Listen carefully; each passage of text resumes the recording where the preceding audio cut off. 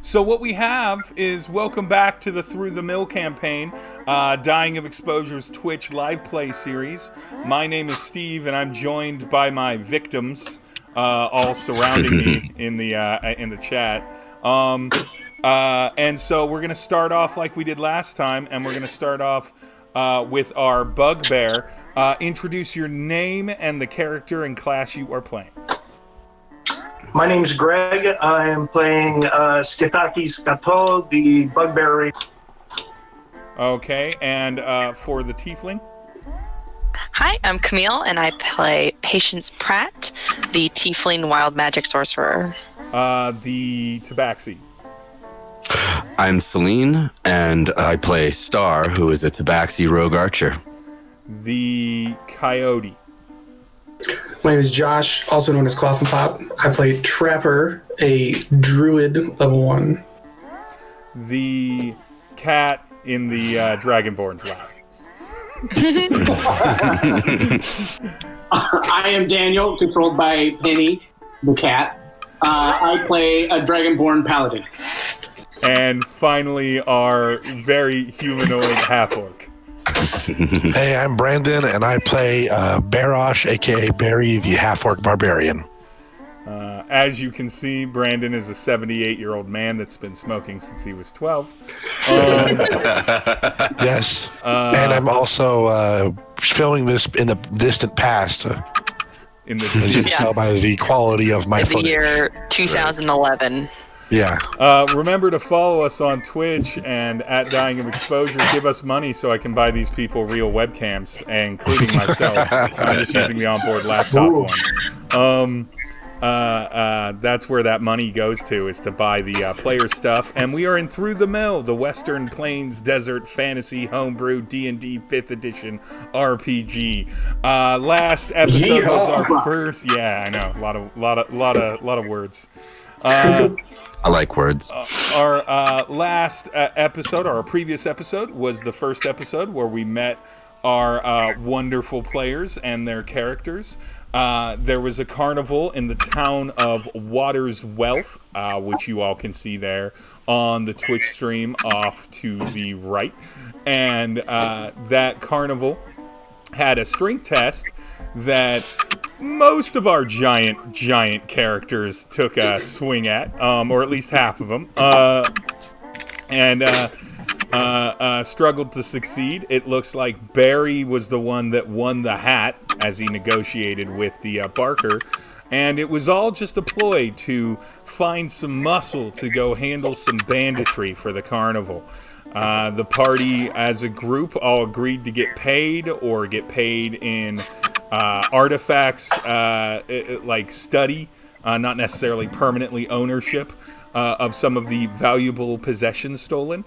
And they were explained to by the handboy, or they were explained to by the Barker, that the handboy had seen the criminals kind of run off to the northeast of town.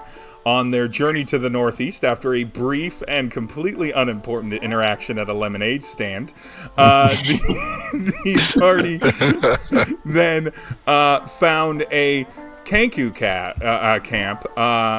Krav figured out that there was some pretty sinister shit by using their detect good and evil, but not really exactly what was going on. There was some tracking checks by multiple players. They realized that the Kenkus, who were not supposed to go into town, while hired by the mayor or the magister per Patience, were maybe slipping into town. Maybe they're the ones that stole something. And while discussing this, the Kenku in the large, fort tent encampment discovered this and decided to kind of back them off with a little ballista fire away from the fort. They ran off, and we're left where we started, which is in the very northeast of the camp. We see our heroes. We see our heroes in the northeast of the camp, and they are just at a ridge, just out of sight of the Kenku camp, kind of deciding what to do about a camp that definitely has over 100 Kenku in it.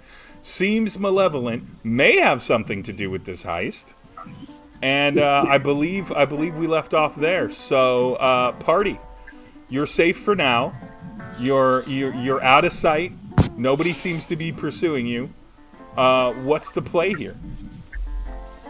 Well, first I gotta say to everyone that we better be getting some extra pay for this, because this was not in the description.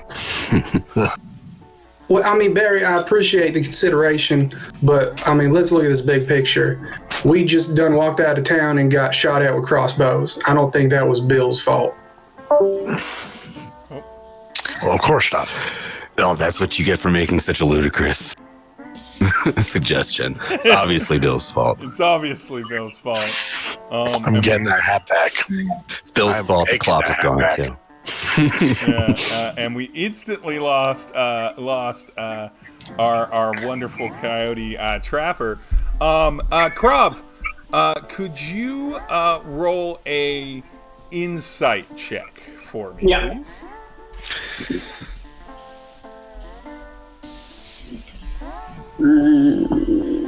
I got a 13. All right.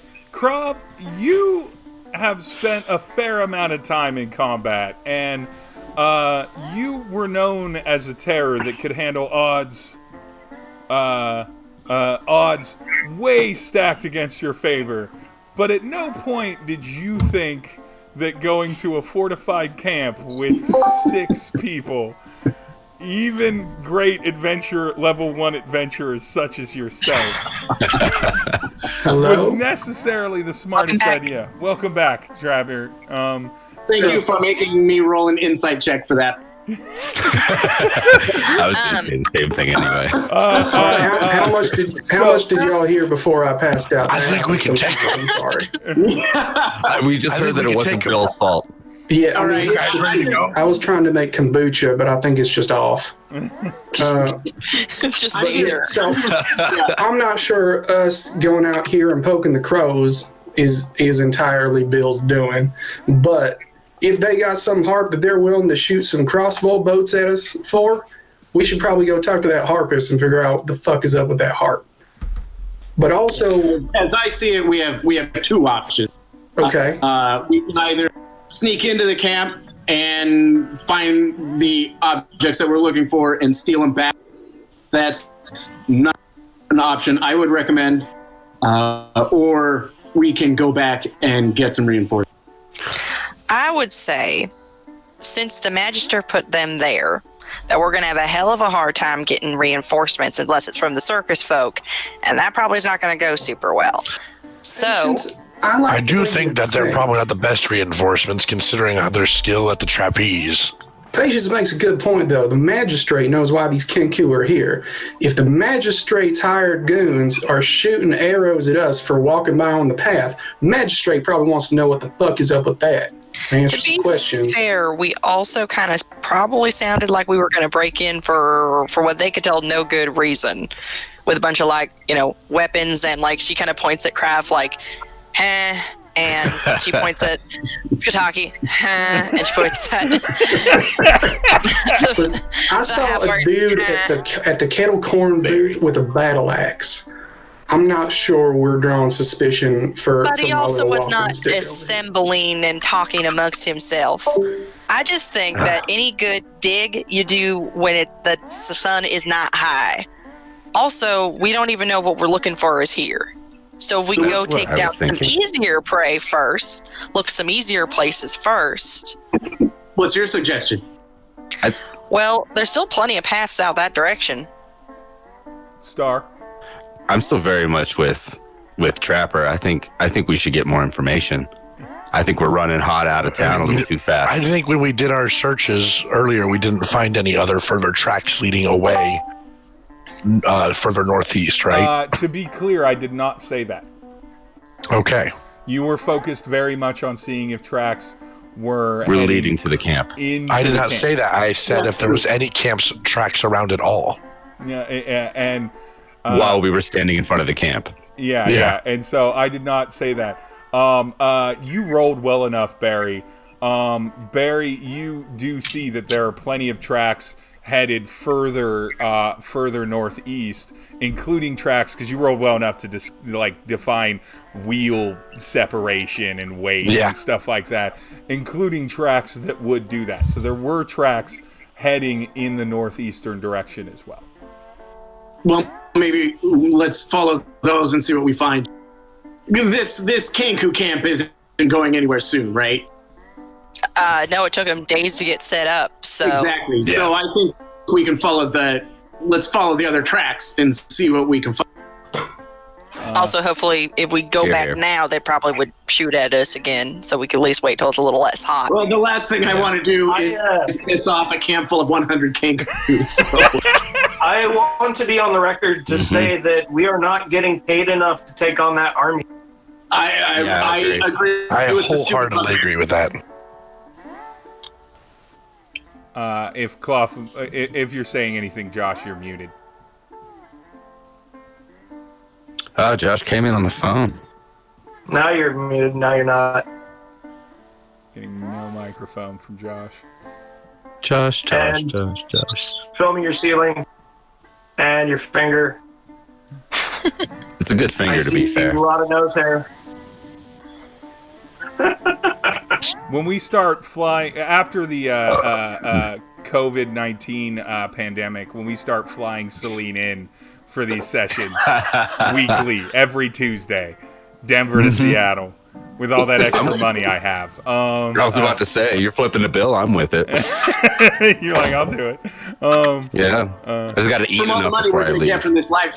All right, come on back. There we go. Yeah, a lot of gold pieces off of this. I do want to say there was a witness that we didn't talk to, and also I think it might be at least worth talking to whoever this forlorn harpist and this strong sad is to figure out what was up with the things that been stolen. They said they were magical. We need to know how. Figure out what they're trying to do with them. Maybe they'll give us an idea who's doing it and where we might want to look. As I recall, they said that they made them better at what they do. Though, of course, we can go back, but I don't know. All right, does everyone know what a harpist and a strong sad do? So it's play harp, lift heavy things. Because that's what makes me better. Okay. What makes you better? Whiskey. Makes me better. It's everything I do. So there's a flask. He's not wrong. In the suit. That's good to know. Maybe it was a whiskey singlet. A singlet malt. There's nothing here. I'm sorry, guys.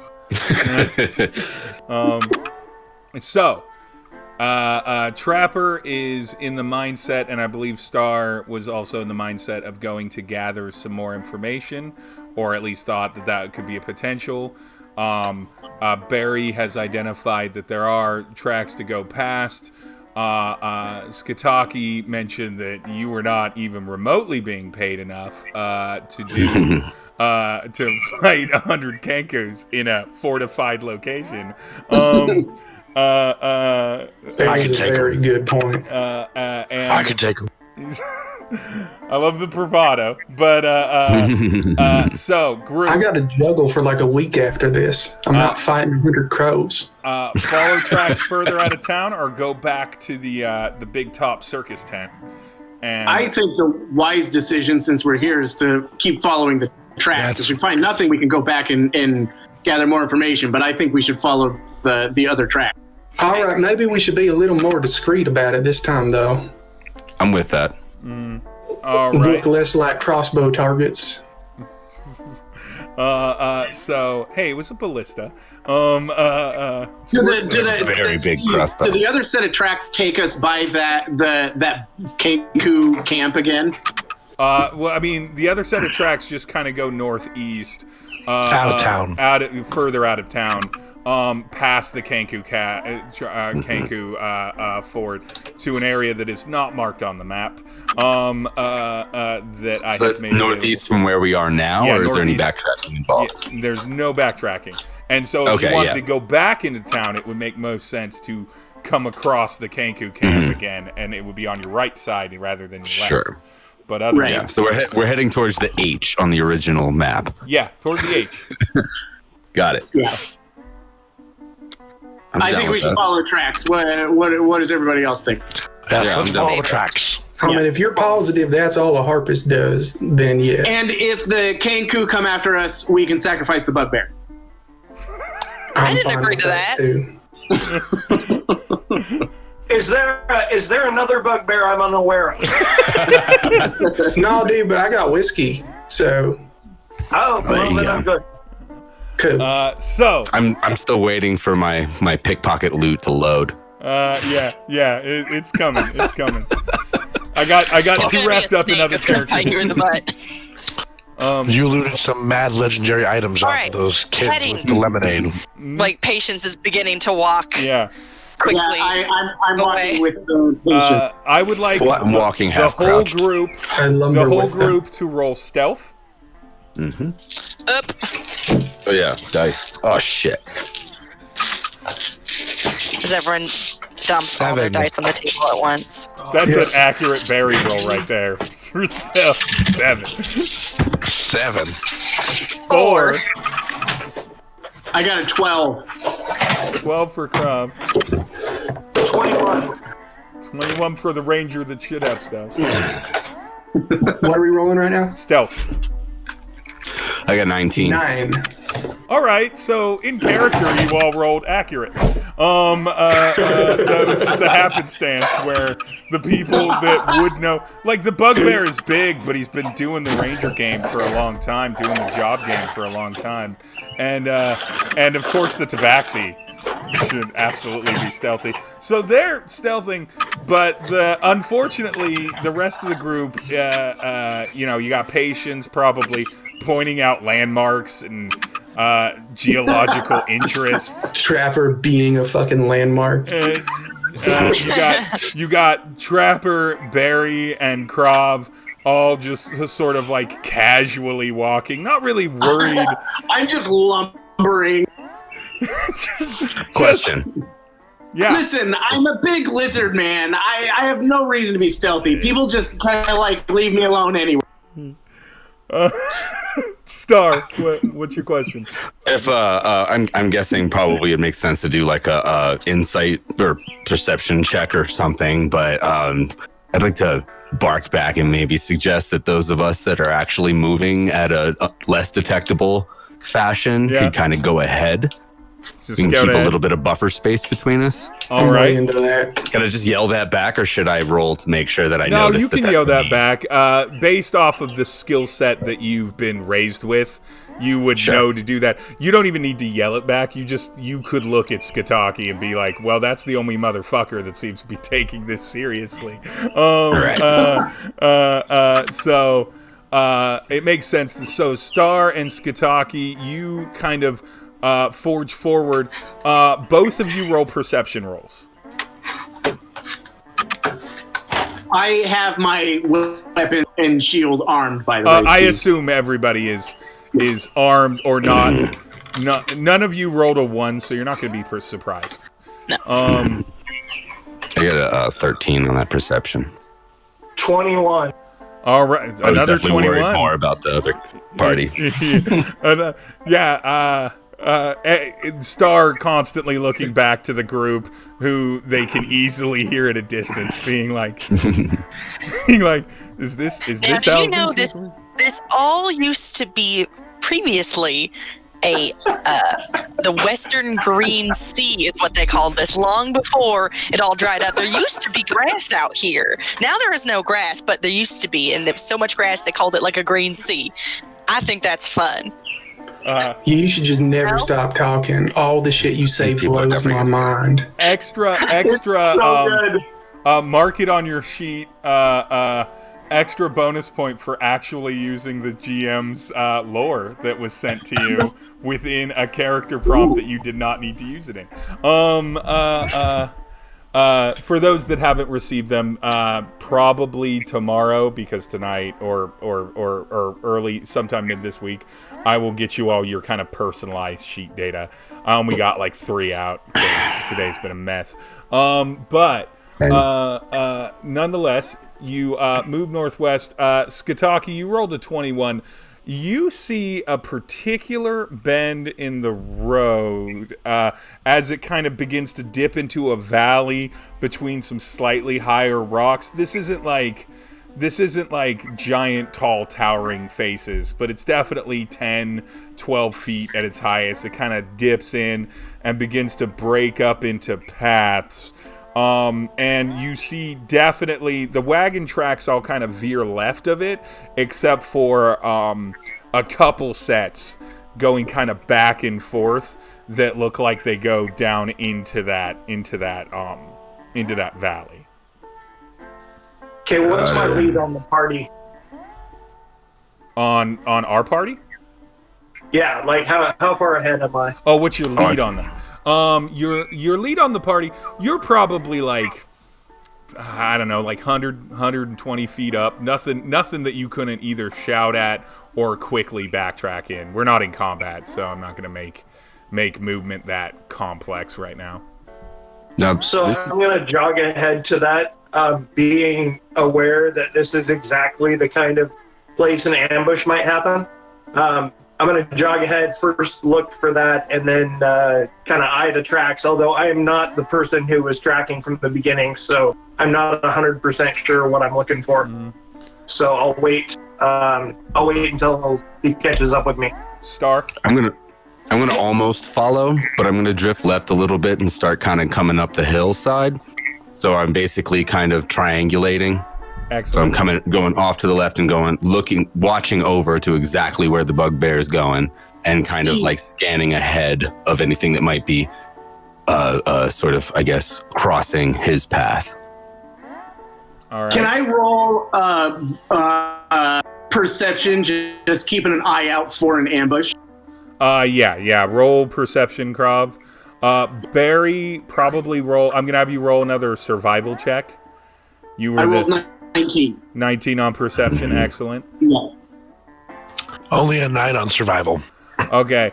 The tracks have gotten a little bit dustier, so when Skataki kind of acknowledges to y'all that there's something kind of up ahead, you follow the tracks, but there's enough wind, there's enough blow through here that it's a little bit harder for you to judge if this is the exact wagon. It's not the wagon.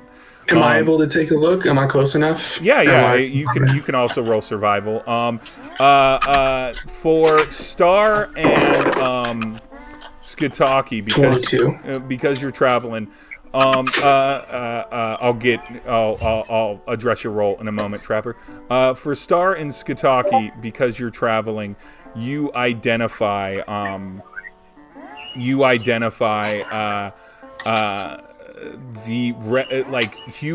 humanoid trash beginning to leave a pattern. Some empty tin cans, some down forest or down like wood campfires and everything of what looks like a small group. Somebody's pinging the hell out of. We are trying to remember things. Character and player names in chat. Itaki. So you both notice that you're a Gila monster. Your scales begin to kind of rise on the back of your neck. Trapper, you couldn't have identified the wagon like Barry did back at the fort, kind of tracking the kind of size of wagon and everything and wheels. But once Barry pointed it out to you, like, this is what this is, you are able to judge that these are very likely the same size of wheels and a heavy wagon, sort of like Barry was describing, with perhaps some stuff on it. And that is going down into the valley, not up and left where most of the wagon wheels are. So it is definitely kind of guiding you into a kind of a low valley throughway, hallway with some rising kind of carved out rock on either side. Nice. Steve, I'm going to cast my divine sense for sensing evil, which should give me, if there is evil around, a sense of location. So about 300 paces from you, or about 300 to 400 feet into that valley, is kind of an embankment turn, and in that embankment turn is where you would go. You are sensing not like demonic forces, but some pretty high malevolence coming from that area. Nothing monstrous or terrifying. Just basic evil. Just basic rotten evil. Okay, I'm gonna say so to the rest of the crew. Keeping my voice a little bit low, but I sense some malevolence, and I'm gonna point in the direction. In my mind, Crab whispers at a full yell. yeah, it's a roll. Guys, we need to be quiet. So yeah, I'm going down there too. There's definitely something in that direction. Star and Skataki, you got it pretty scoped out. You're not seeing bodies yet, but you can't quite see around the bend. However, you don't see anyone across at the kind of higher layer of the floor on the western side or the northern side of the valley. How far away are we? How far away are you from where Krav kind of instinctually did it? Or like the area that we're going toward? About 400 feet. Okay. Skataki and Star are closer, sort of, in the way that they're kind of edging around either side of it, but they're not. I figure at this point we're moving slower, so the gap's probably closing. Creeping. Yeah, so you would catch up to them pretty quickly. I'm trying to kind of make signals over to Skataki, and we haven't prepared any of this, so I have no way of knowing if he has any idea what my signals mean. But Star, just to sort of say that from the higher ground that I do not see anything. Like, you want to fuck my mother? What? Performance check. Yeah, let me check. I don't think I have any in that one. I think that might be a. I don't think you do either, but oh no, I do. I have a +3 on performance. Oh, there you go. I think that's a tabaxi thing. Oh, but my performance was terrible. Oh no! What? I got an 8 with modifier. With modifier. Skataki is confident that you are making sexual references to his mother. I mean, have you seen Skataki's mother? I signal back that I'm intrigued, but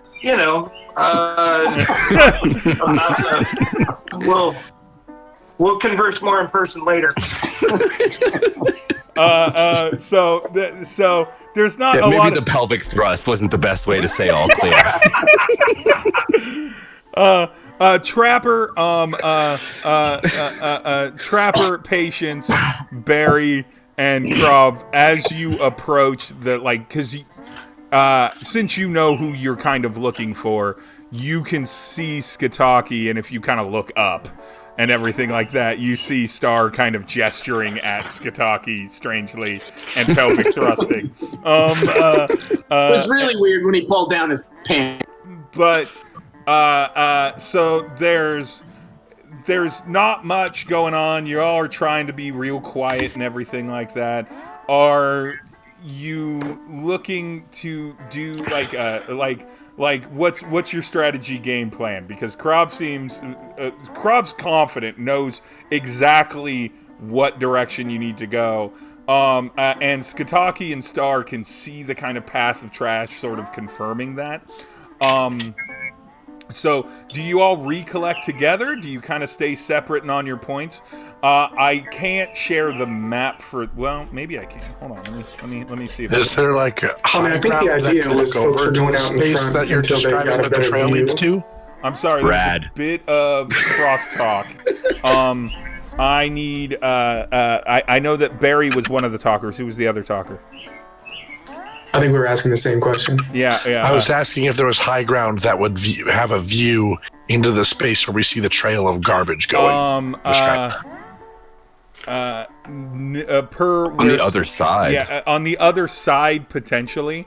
Star would have to double back and go around, or one of you would have to go up and around to the other side. Well, I mean, I've also got pretty good climbing skills. No matter how tight the thing is, I can probably claw my way just straight down to Skitaki. Yeah, I figured we were hanging back until they saw something. What you just staying out of range of whatever they might be seeing. Okay, so we're kind of stopped. They're getting up to the point where they can see us, so they're starting to slow to a stop. I'll go down the side of the left bit of the valley and get towards where Skitaki's in the middle of it, sort of walking up. Yeah. And kind of check, I guess, or suggest to maybe climbing up the other side so that I can get another high ground look over towards the other, like around the bend where that path is heading, which I can see on the map. I'm not going to make this a super struggle. I'm going to start catching up. I got a bad feeling. Yeah, I'm not going to make this a super struggle. So when you talk to Skitaki and then you begin climbing in that direction, you see what is essentially empty cave mouth. And you see, up north of the other higher ground. Yeah, you basically you now see. You can tell, like, from far away that it's really deep. And then it's super deep. It's the deepest cave. It's a 6th level dungeon. Oh shit. No, it's not a 6th. How can I see that from the So what is that I see to the left of the cave mouth? And then you see like campfire and some more trash. Okay. There's a pile of trash that's on the map. So is this a cave mouth I've been around? No. Just out of curiosity. This is just a an indent, basically. Yeah, this is just an indent. I will ruin for you that it's not a particularly deep cave mouth. This isn't like this isn't a 6th level dungeon. It's whatever. Trash is just pre-archaeology. Yeah, not the kind of snake, not the kind of cave a yellow snake could inhabit. No. So you all see, you don't see anybody out there. You don't see any trip wires or traps and everything. But Krav is accurate in confirming that seems to be they're probably in the cave. So the fire. I'm caught up now. Fire up there? What? Was there a fire? A doused campfire. It's a doused fire. Yeah, it's not going right now. It's warm. It's daytime, so there's no reason. Fair.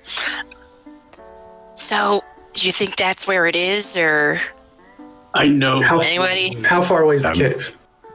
I'm kind of sliding down, or I guess I slid down if everyone's already talking about it. So I'm guessing. Like, if I cast detect magic, is cave within range? I don't think we need yet. I think we need to turn the corner first. I mean, look. It probably needs to be line of sight. It's like 30 feet range. You're farther than 30 feet. Going off my word. Yeah, detect magic. Yeah, it's 30 feet. You're farther than 30 feet. 30 feet is closed distance. You're just around the bend. You're still about 100 feet from the entrance of the cave mouth. Mm-hmm. In my mind, as a group, you're all kind of peeking your heads up around the corner in like a cartoonish fashion. I was just about to say, like, we're basically confined at that corner, so we can hide and see the cave mouth at the same time. Balled at you. Barry's getting a bit impatient about this, and he's like, "I'm gonna go check it out." I'm with that. Let's go. Barry, do you just walk in? No, I'm sneaky about it. I'm not like gonna just like stroll up there. I'm not an idiot, but I am impatient. Full on Leroy Jenkins. Leroy Jenkins again. Yeah, he's all right. just going. For those that are creeping up toward the cave mouth, roll a stealth roll. Do I stay up here or do I go down there? Come on, Trapper, help me check this out. I go down there. Yeah, you know what? I'm gonna let the sneaky ones figure it out first. I got a 17. They posted on Overwatch. I got a 14. When I see them, what are we rolling? Stealth. Oh. I got a 15. When I see them start to go down, I break out the rifle and make sure it's loaded. Yep. I got a 23. Okay, so I'm just gonna go straight for the wave your hand if you got above, or if you got a 16 or above. I got a 6. The big fucking coyote. And then I think Trapper's the only one who got below a 10, right? Mm-hmm. Yeah. Okay, so you approach, and as you approach, it's daylight. Let's see. Patience, you're approaching, right? Mm-hmm. You have dark vision. I do. I don't know if anyone else Same. does. I do. Give me a sec. Oh yeah, Half Orc has dark vision. Tabaxi has dark vision. You all can see the outlines of some people sitting around talking, and you can kind of hear it. It's pretty quiet talking. It's dark vision, so it's like gray. It's Like black gray and white. and it's Dim light. Yeah, it's fairly shadowy because there's very little light in the cave. That means they are in pitch black in there then. Yeah. Okay. I'm definitely doing this at the coyote specifically. Yeah, Trapper, stop. I hunker down. So, these you haven't talked. How many forms can we make out? You can make out that there are less than 10, but more than 5. Okay. Perfect. Am I within 30 feet? No, not quite yet. I'm still advancing, kind of being very like, slowly. and very confident that I'm not being detected with my 23 stealth roll. I need anyone that intends to get within 30 feet of the essentially the entrance of the cave to roll a second stealth roll with disadvantage. Okay. So before we do that, I think we need to come up with at least a bit of a plan. Yeah. So I think that our stealthy scouts should go in and report back whatever they find before we go in. I think it's time for the Tabaxi to get in there, and then if you get attacked, you can double dash your way out of there. Exactly. Absolutely. And that we can hang back as I can be your backup in case you get attacked. yes. Also, 60 feet away immediately. Unless we're more than 120 feet away, I can huck my chakram at the cave. Technically, if you use your dash action, you could can you do 120 or 90? Do I have dash immediately? It sounds like Tabaxi going forward. Yes. Yeah. So to Star, if you are discovered and you are being attacked, just shout for us and we'll come in. Yeah, totally. And I'll jump backwards. I think I get dash later, but I've got feline agility, in 5th edition you can always take a dash for your attack action and double your I didn't know that. And Thank double you. your movement. Yeah. That's what I was missing. So I can go 120 feet. Yeah. You are stupid fast. That is ridiculous. Yeah. Because I can double it twice. So Let's do it. the plan is Skataki, you're hanging back, gun raised, ready to cover as the good bugbear ranger that you are, correct? Mm-hmm. Correct. I got my chakram out. So Star, you approach the cave. You need to roll a stealth check again with disadvantage. So 2d20 lowest roll. We should have waited until nightfall. I think that would have been a good call. I mean, nothing's stopping. No, that's fair. We can go hide behind the trash pile. It's called for the dice roll. That's the final fair. word right there. I'm gonna say that in real time, y'all, based off the 5 to 10, think that there's 6 of you, and most of you are veterans of some fashion or have powers or are very confident in your abilities. And we know we and 5 stumbled of us upon- are giant monsters. And I got an 18. You got an 18. I'm just a smaller monster. Yeah, you're just a smaller monster. Yeah. This is gonna be opposite a bunch of perception rolls. I am tall, but I'm also the Litet on the team, I'm sure. I'm less mass. All right. I'm really trying to get away from that whole monster thing. I hate this. Star, now that you're closer, you can see that there are, in fact, let me go to my sheet. There are, in fact, 7 people in the camp. There are 2 twin half-orc women and humans sitting between those 2, and then kind of scattered about, and they're all just kind of sitting either on the ground or stone surface, are 4 other sort of like desert-dressed, linen cloth wrapped with a little bit of leather accenting to pull the piece together and create visual interest. Gotta have good composition, of course. Thugs. Right. Thugs hanging around, not the creature thug, but and the women can't be thugs, though. The women cannot be thugs. No,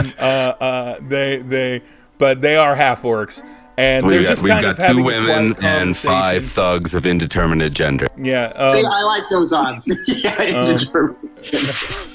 No. Do you like the turn rest back of to the us group and, like, is, wave a number back to us? yeah. How many The there rest are? of the group is the rest of the group are appear to be male. There's a lot of 5 o'clock shadow. I'm not assuming gender. What? Yeah, that's the joke I was getting at. Yeah, I know. Thug is my new gender. Steve, do you leave Sorry. the orc gender binary? Right. Orcs do have a Those gender are binary in D&D, and in my campaign. They struggle with it every day. No.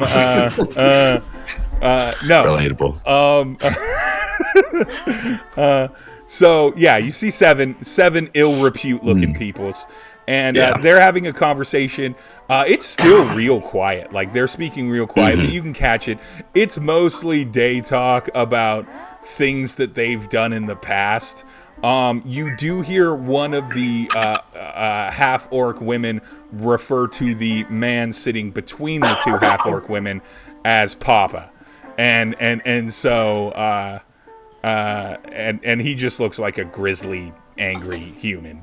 But and then that's it. That's essentially it. They're talking about making civilians scared, robbing people on the street, stuff like that. You also see toward the very back of the cave a large wagon with a canvas tarp cover over it, and a couple mules. You smelled the mules on your approach, but they're definitely in there, muling it up. Steve, Okay. Damn mules. So, does this camp here just like, do these folks appear formidable to me? Yes. Not insanely so. Sure. Relatively. We've got us outnumbered by 1, so Yeah. at least decent enough to. Steve, I rolled a 14 perception. Do I smell the mules? That can also be a 14 animal handling. So 14 animal handling. You smell mule piss around the area. yo, Lovely. smell mule piss. I'm thinking I'm pointing back You know what over mucus toward smells that like? trash pile over to the left of the cave entrance. Yep. I'm gonna go and sort of converse with the rest of the party and kind of, signal them to go that way. We'll go over. I think if we wait a little bit. What time in the day is it right now? It is like noon to 1 o'clock. It's always noon. I was about to say, was it always left the carnival? Land of No, through the mill. it's around 1 o'clock. It's y'all got to the carnival around like 11. That whole exchange didn't take that long. And then you kind of headed right out, maybe 2 o'clock, but it's afternoon. Okay. I gotta say, many we're all hours some before really sunset. cautious people, damn it. Right. So yeah, I'm going back to kind of confer with the rest of the group. So it probably only takes 5 minutes to walk across Water's Wealth then, huh? No, it takes more than that. But you because guys we were are already really in the far west away. or in the eastern side of Water's Wealth. And so the big top was already closer to the giant farm. so it doesn't take. So you were already in position to move northeast. Or I guess if we're an hour out, so that's like 20. Yeah, so I guess a 20-minute cross across the city. Yeah, I'm just trying to get the scale right. So okay, cool. That's I know the scale of the map now as far as traveling goes. I don't mean to be a pain in the ass, but yeah. So I'm heading back towards the trash pile.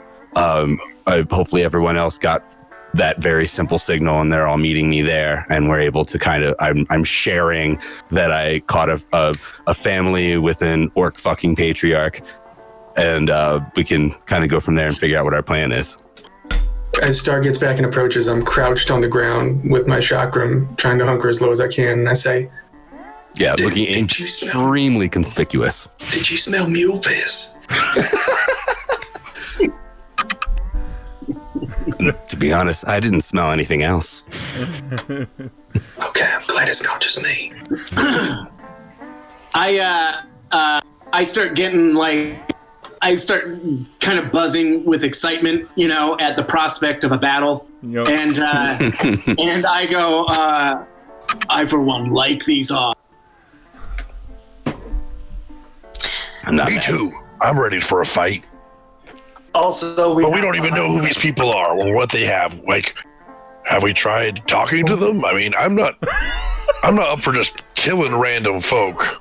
I mean, I'm happy to walk up to anyone and I mean, say, I always enjoy good killing, but I gotta have a good reason for it. Yeah, we don't necessarily want to go in just guns a-blazing. And there doesn't seem to be any good cover either. I also have to get pretty close to be able to do anything. Mm-hmm. Well, I mean, here, 2 questions. 1, is this the kind of ruckus we want to raise at 2:40 on a Tuesday? And 2, I mean, have we tried going up and asking them for it? You want to go up and ask for the goods from a camp full of thieves and thugs? It sounds like they got a lot of shit they robbed. They were We bragging know they're about thieves. robbing I guess we do know they're thieves. No, and we thugs do know because that they're- he's self-professed. Yeah. Yeah, that's what Star. So they are thieves and thugs and killers. But I They've have at no least problem claimed going to be. Well, Yes. then I have no problem going in there swinging my axe without saying anything. I mean, they're bragging about it. They might be open to saying they do have it and confirm at the very least, at which case I wouldn't feel bad about bopping their heads around. Krav, you were saying? I say the strategy should be the toughest of us go first, and then everybody else hangs back. When the fight happens, then confusion sets in, and you, patients, and anybody else can come in and join the fray. I mean, We don't have to ambush them. We can walk in and demand the goods back. If they give it back, that's fine. And And then we'll ambush them. because And then we'll ambush them necessary. afterwards. We can also walk up and we are ask going for to serve them. them justice. They're coming with All us. right. As the GM to move the Save us. discussion along, while you're out there, Skitaki, roll a perception check.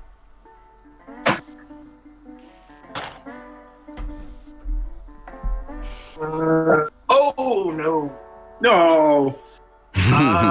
Here's the thing: the 221s that Greg rolled, those are the only 2 good rolls he's getting this campaign. Oh yeah, the whole campaign. Perception 6. 6, a solid 6, a natural 6, a natural 6. A natural. I am that good. I am literally on Overwatch, like, ooh, pretty butterfly. Yeah. So you don't notice it, and Skitaki is the one that would have noticed it. One of the people, regardless, unrelated entirely, just steps out of the cave to take a piss, well, we're hiding behind a giant. I'm assuming we went out of the line of sight of the on the cave. map. went out Do I behind a pile of trash. Do I smell it? No, you Just can't let over Steve the mule talk. piss. You can't over the mule piss. Fair. And take a piss and everything. So you've now got somebody currently privates in their hand, pissing, while you guys are trying to have a conversation. Skitaki doesn't notice it, but the rest of your group easily can see through like the little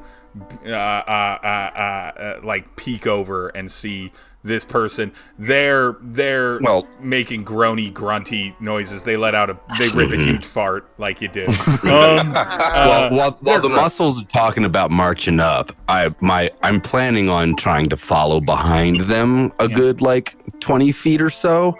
I only rolled a 16 for my planned stealth check, unless you want me to re-roll that before we actually start moving. But I was planning to sneak behind them so that I can try to start off with a surprise, but be close enough that I can attack right away if the shit goes south. That's fair. And I'm thinking maybe I suggest that while we're talking strategy, and that has me looking at the cave. Yeah. So now, do we even want to try to talk to them at all, or do we just want to go in and start swinging and actually just charge in for the attack? If we do that, we get a cart full of shit if we're wrong. So, and we bring some thieves to justice. Yeah, I'm not mad. And we get to kill people, which is also. Yeah.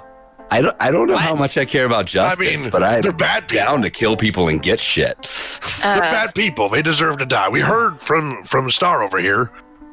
I don't know if I am the master strategist of this party, but it sounds like we were saying earlier, big guys go down first. Slightly less big guys, including myself, I guess, go down second. Big guys who are down first, try a bird like, hey, we know you got this stuff, and then, I don't know, do it from there.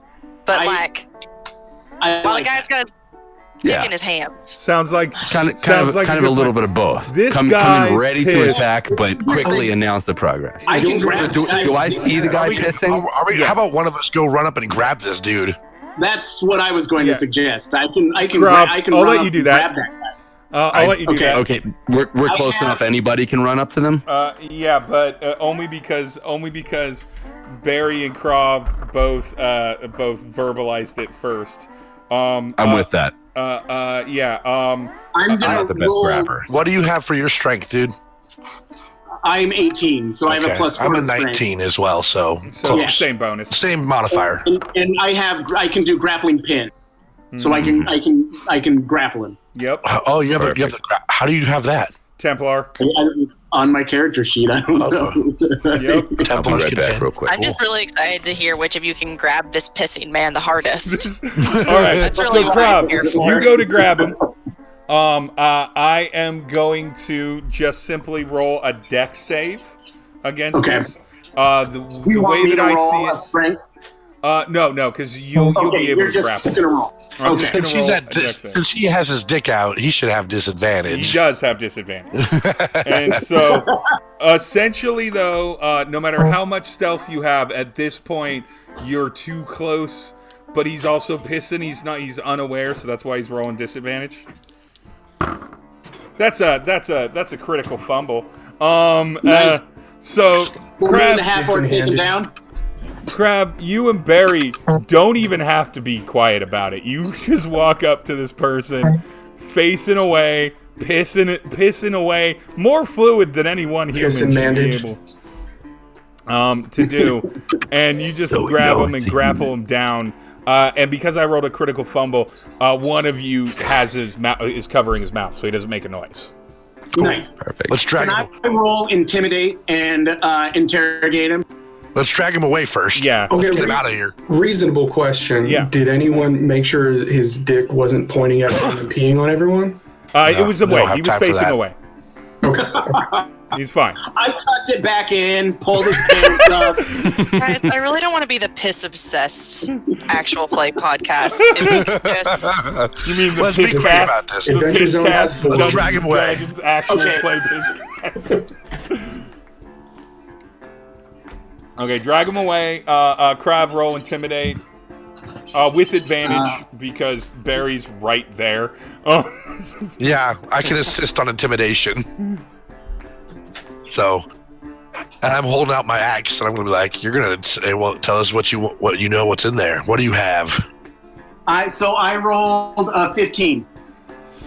15. Is that with advantage? I feel like you should have rolled higher, Dandy. I'm sorry. No, one of those rolls was a nat 1, so it's a good thing I had advantage. Yeah, strong nat 1. A strong nat 1. Let me get to his. Where'd you go? There he is. Okay, so he if he wouldn't have just pissed himself or just been pissing, he would have just wet himself a little bit. It's weird. He feels a little bit nice that you tucked him back in and zipped up his pants, but he looks at you and he's like, "Oh God!" He looks at the horror that is Krav, and he's like, "Oh Jesus Christ!" And then tries to look into another direction to get a face full of Barry as you're dragging him back to an area where a giant wolf, a tabaxi, a tabaxi, and a tiefling are like right there, and he's just like, "Don't eat me! Don't eat me!" I think the bugbear is a little bit further back. He's up on a. He's positioned He'll just well. get another skin. At this point, how far are we from the mouth of the cave? I don't know, 40-ish feet. So somebody's definitely putting their hand back over his mouth as he's screaming, "Don't eat me." Oh yeah. No, it's just mumbled through the mouth. You can hear just "Don't eat me, don't eat me." But Okay, perfect. Just making sure that he's not going to sound any alarms. The crit fumble means he couldn't warn anybody. So Okay, So he's just like, making "Don't sure." eat me, don't eat me," and everything. So interrogation time. Who wants to? Right. lead? I say, dude, it smells like piss over here. Do you mind if I dry your pants real quick? Hey, Steve, can I start working on casting Detect Thoughts with my pendant? Yeah, you absolutely can. And that's 3 charges per day or 3 charges ever? 3 charges per day. Dope. So I'm going to start taking a minute to concentrate. Yeah, so Damn, what's that fancy stuff? that is character background. Okay. Do I need to roll to see if he lets me dry his pants? No, because he's too afraid, so you can just start drying his pants.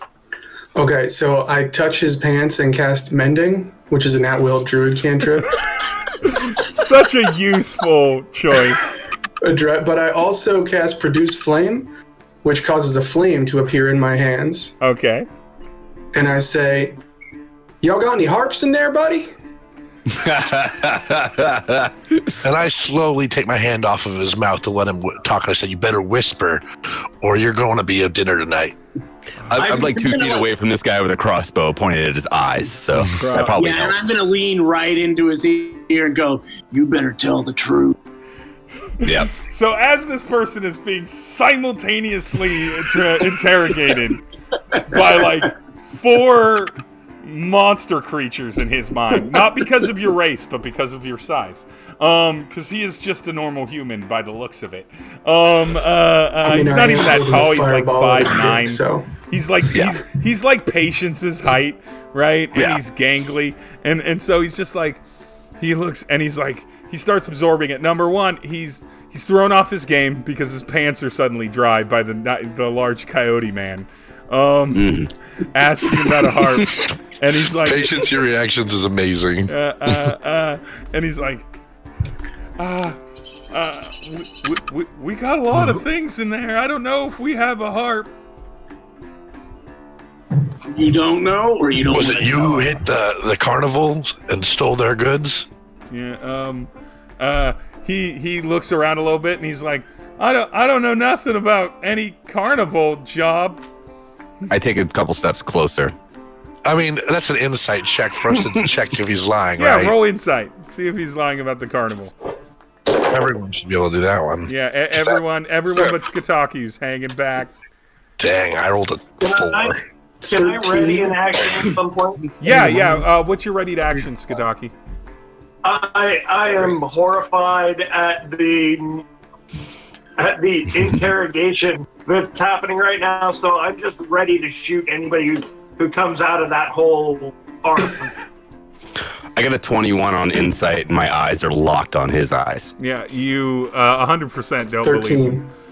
I mean, you probably don't believe him on instinct, but only Star. You see his eyes glance up and to the, I want to say it's right, as he tries to order his thoughts to The come lie up with direction. a lie. Yeah. Yeah. His eyes are doing the lie thing. The lie thing, and just briefly, and it's hard because he's This looking makes me around want a to lot. watch The but you catch Mentalist. it. It's his eyes are exactly where my crossbow is pointing, and I'm literally moving towards him to up the intimidation factor. Up the intimidation factor. And Even so, though he's already successfully So intimidated without intimidated. four of us even being here. while we're doing it, while everyone's talking, I'm taking out my rope and I'm tying this guy up. I was just gonna suggest let's hog tie him and gag him. yeah. I So would- he, as you're beginning to hog tie him, is just like, no, don't. I don't know if we have a harp, but yes, we were the one. We took the stuff from the carnival. We've been. Oh, it's been so sweet. They don't pay anyone to watch those goods. They just try to use the staff, and so we just creep in, all slithery like snakes, and we take this Shut stuff. him up, like gag him. That's what to say. So Take out a like, handkerchief. You need to watch what you say, buddy. God, someone put their hand back over this guy's mouth. He doesn't know how to do metaphor. Oh, we've gagged him. I'm taking off one of my handkerchiefs and just gagging him. yeah. So he's gagged. There you go. He's hogtied.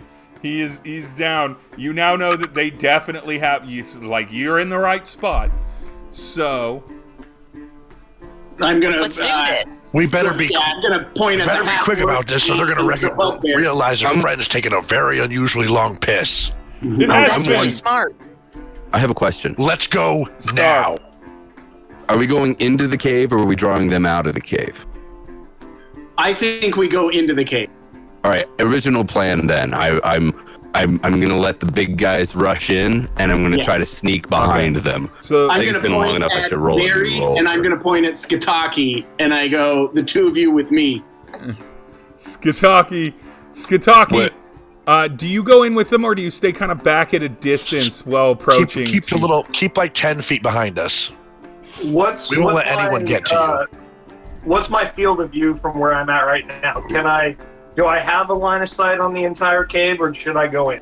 Let me see. Do you have dark vision as a bug? Barry should be first. I believe I Barry's both a frontline fighter and has dark vision, so Barry should I'm going definitely with y'all, be but I'm first, coming back. flanked by the other two big fuckers. Agreed. But my I have question. dark vision. You do? Yep. Okay. Oh, never mind. So we got a pair of dark visioners. So, Skataki, you can see well enough. You wouldn't be able to headshot anyone comfortably, but you could hit a mast pretty. Unless, I mean, like you can miss too, but you definitely can Is he identify. past his range? He passed his optimal range? No, his weapon has a stupid range. Where is your weapon range? No, but so dark vision range is only 60 feet. You can easily hit that. Because your range is Okay. 100 feet without any kind of negative thing. So you can get into the 60 feet. You're still far enough back from the cave. So you're not like with Krav and Barry necessarily, but you're with them in actionable attack ability. I'm hanging back just far I enough to pick up not a have to roll a position stealth and- check until I they're take up the found out. position and make a number of hand gestures that say I want to have relations with Krov's mother. That is. I'm looking to basically get. I mean, if Skataki's 60 feet away, I'm basically looking to get right behind Skataki, but stay hidden. Yeah. I'm wondering, since I was already well hidden, they're inside of a cave, Yeah. and we're rolling up with this explicit plan of sneaking up on them while bigger guys are in front distracting them. Am I going to be Surprise rolling attack. with advantage for a stealth roll Oh, to yeah, see if absolutely, I am absolutely. hiding from the beginning, or Yeah, what's that? No, Yeah. you don't even have to roll. You're hidden. Okay. You planned That's this what I out. was trying to figure out. You Thank planned you. this out. So it's Barry and Krav that kind of openly go in, correct? Yes. We're like first, and then what? Skataki is behind us. Yeah, Is Skataki. patience He's like up coming on the up behind ridge. us? Yeah. Yeah. Trapper's waiting just out of sight until we're made. And Yeah, then I'm yeah. jumping in. Trapper- Okay, so Jumping marching in. order is pretty much me and Krav, and then Skataki And me. and Star. are right then behind, Trapper. about 60 feet out from them. Yep. and patience. Yeah, Trapper and Patience would be last in this. So, you're Let's still do all this. gonna have to roll initiative, but I do it. charge Please. so you I'm go going. in. You go in with my weapon and my mannequin on. We rolling initiative. I am gonna have you all roll initiative. So it is initiative. I rolled a rolling- 22. A I what? rolled an 18, Hold on, I'm gonna ask rolled a you in 22. order. I'm so gonna plus ask you in 3 order. is 21. That's fair. So that I can keep it all in my. Do I get advantage on this one because if I'm leading the charge? So no, what you get is a You rolled surprise well, round. I rolled a nat one. Yeah, what you We get is a should surprise like, round. So that'll do. Barry That'll and do. Krav get to actually Barry, Krav, and Skitaki, because you have a ranged weapon, can actually take one round free before the full initiative order starts. I also have a ranged weapon. You also do that? If you use your ranged weapon, you won't be able to get surprise attack probably on it. Why not? Because they'll know what's your ranged weapon. It's probably a crossbow. It's a crossbow, but that was the whole point.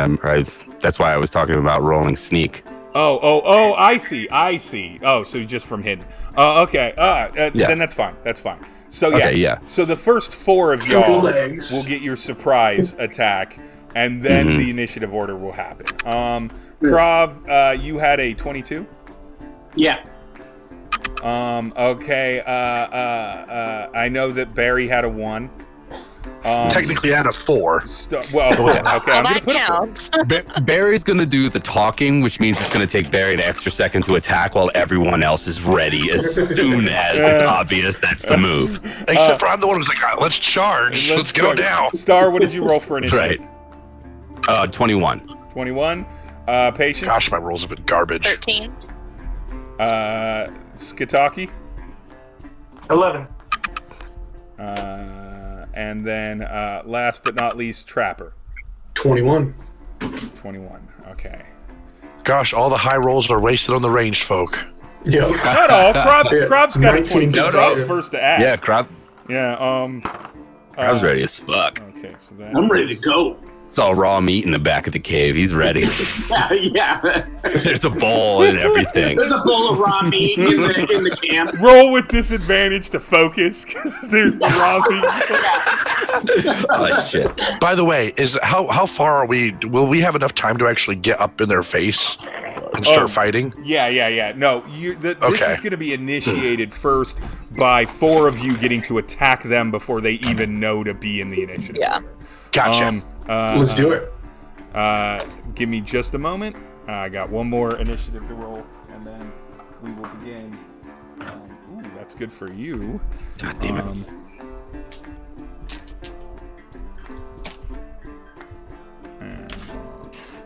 Oh, that's right. We're not even talking to them anymore. We're just running in and just killing. going in. We're going. You're full doing blazing. it D&D style. You're doing it. Because I what the said fuck's if up with Barry, then? they're going to notice their dude's missing, and they're going to come out looking for him if we take too long.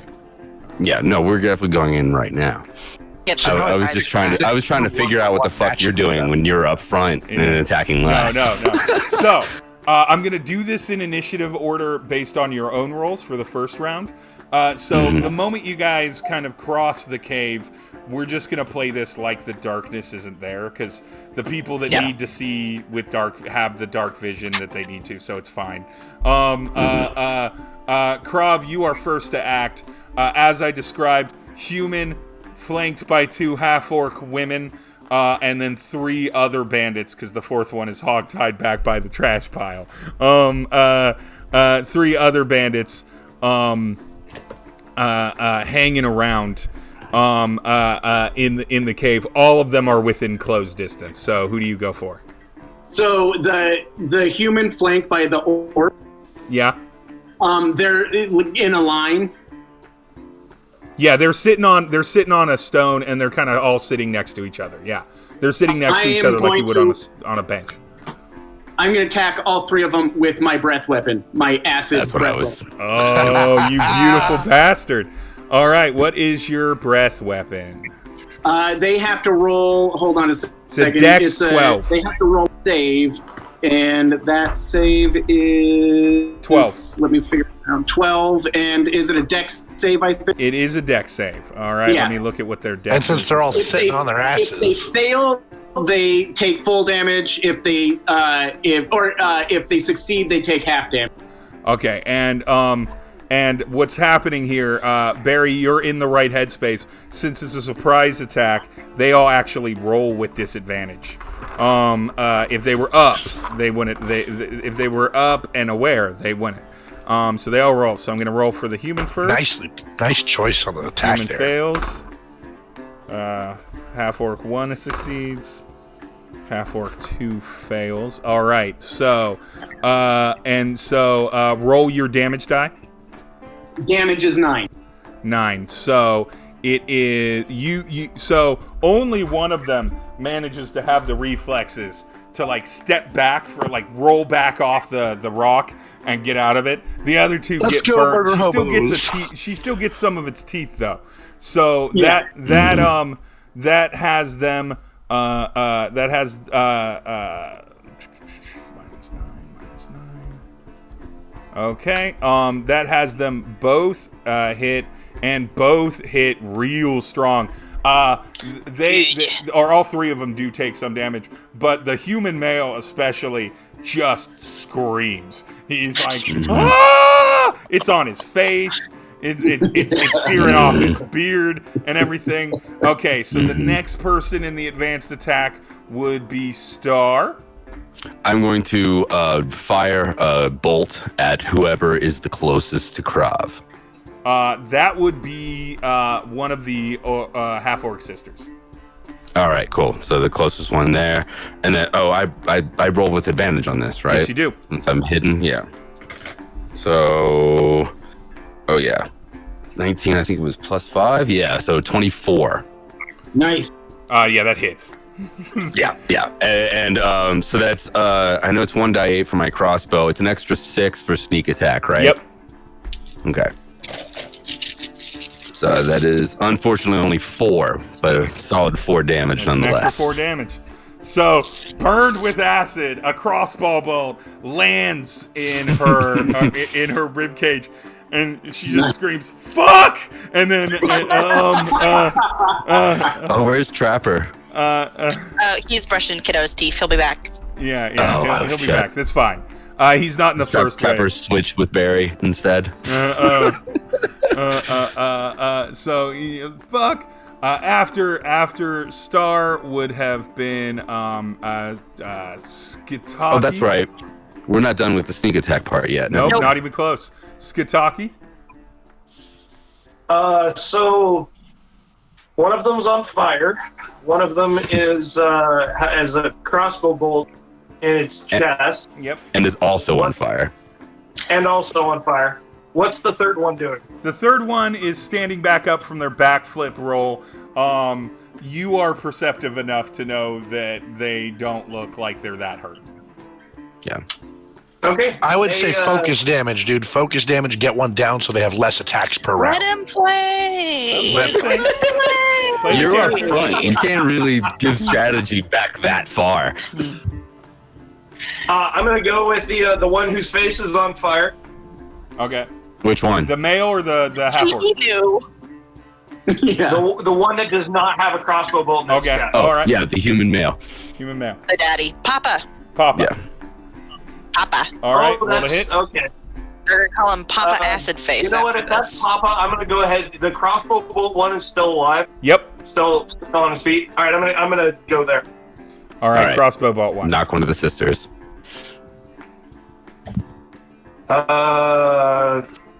15, 6, 21.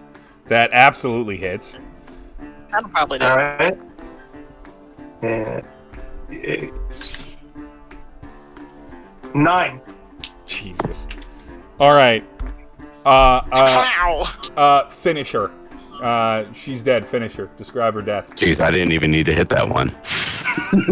So there's the relative quiet of the day. The aside from the screaming from the burning, gets shattered by the boom of Skitaki's rifle going off, and just what's left of her chest disappears.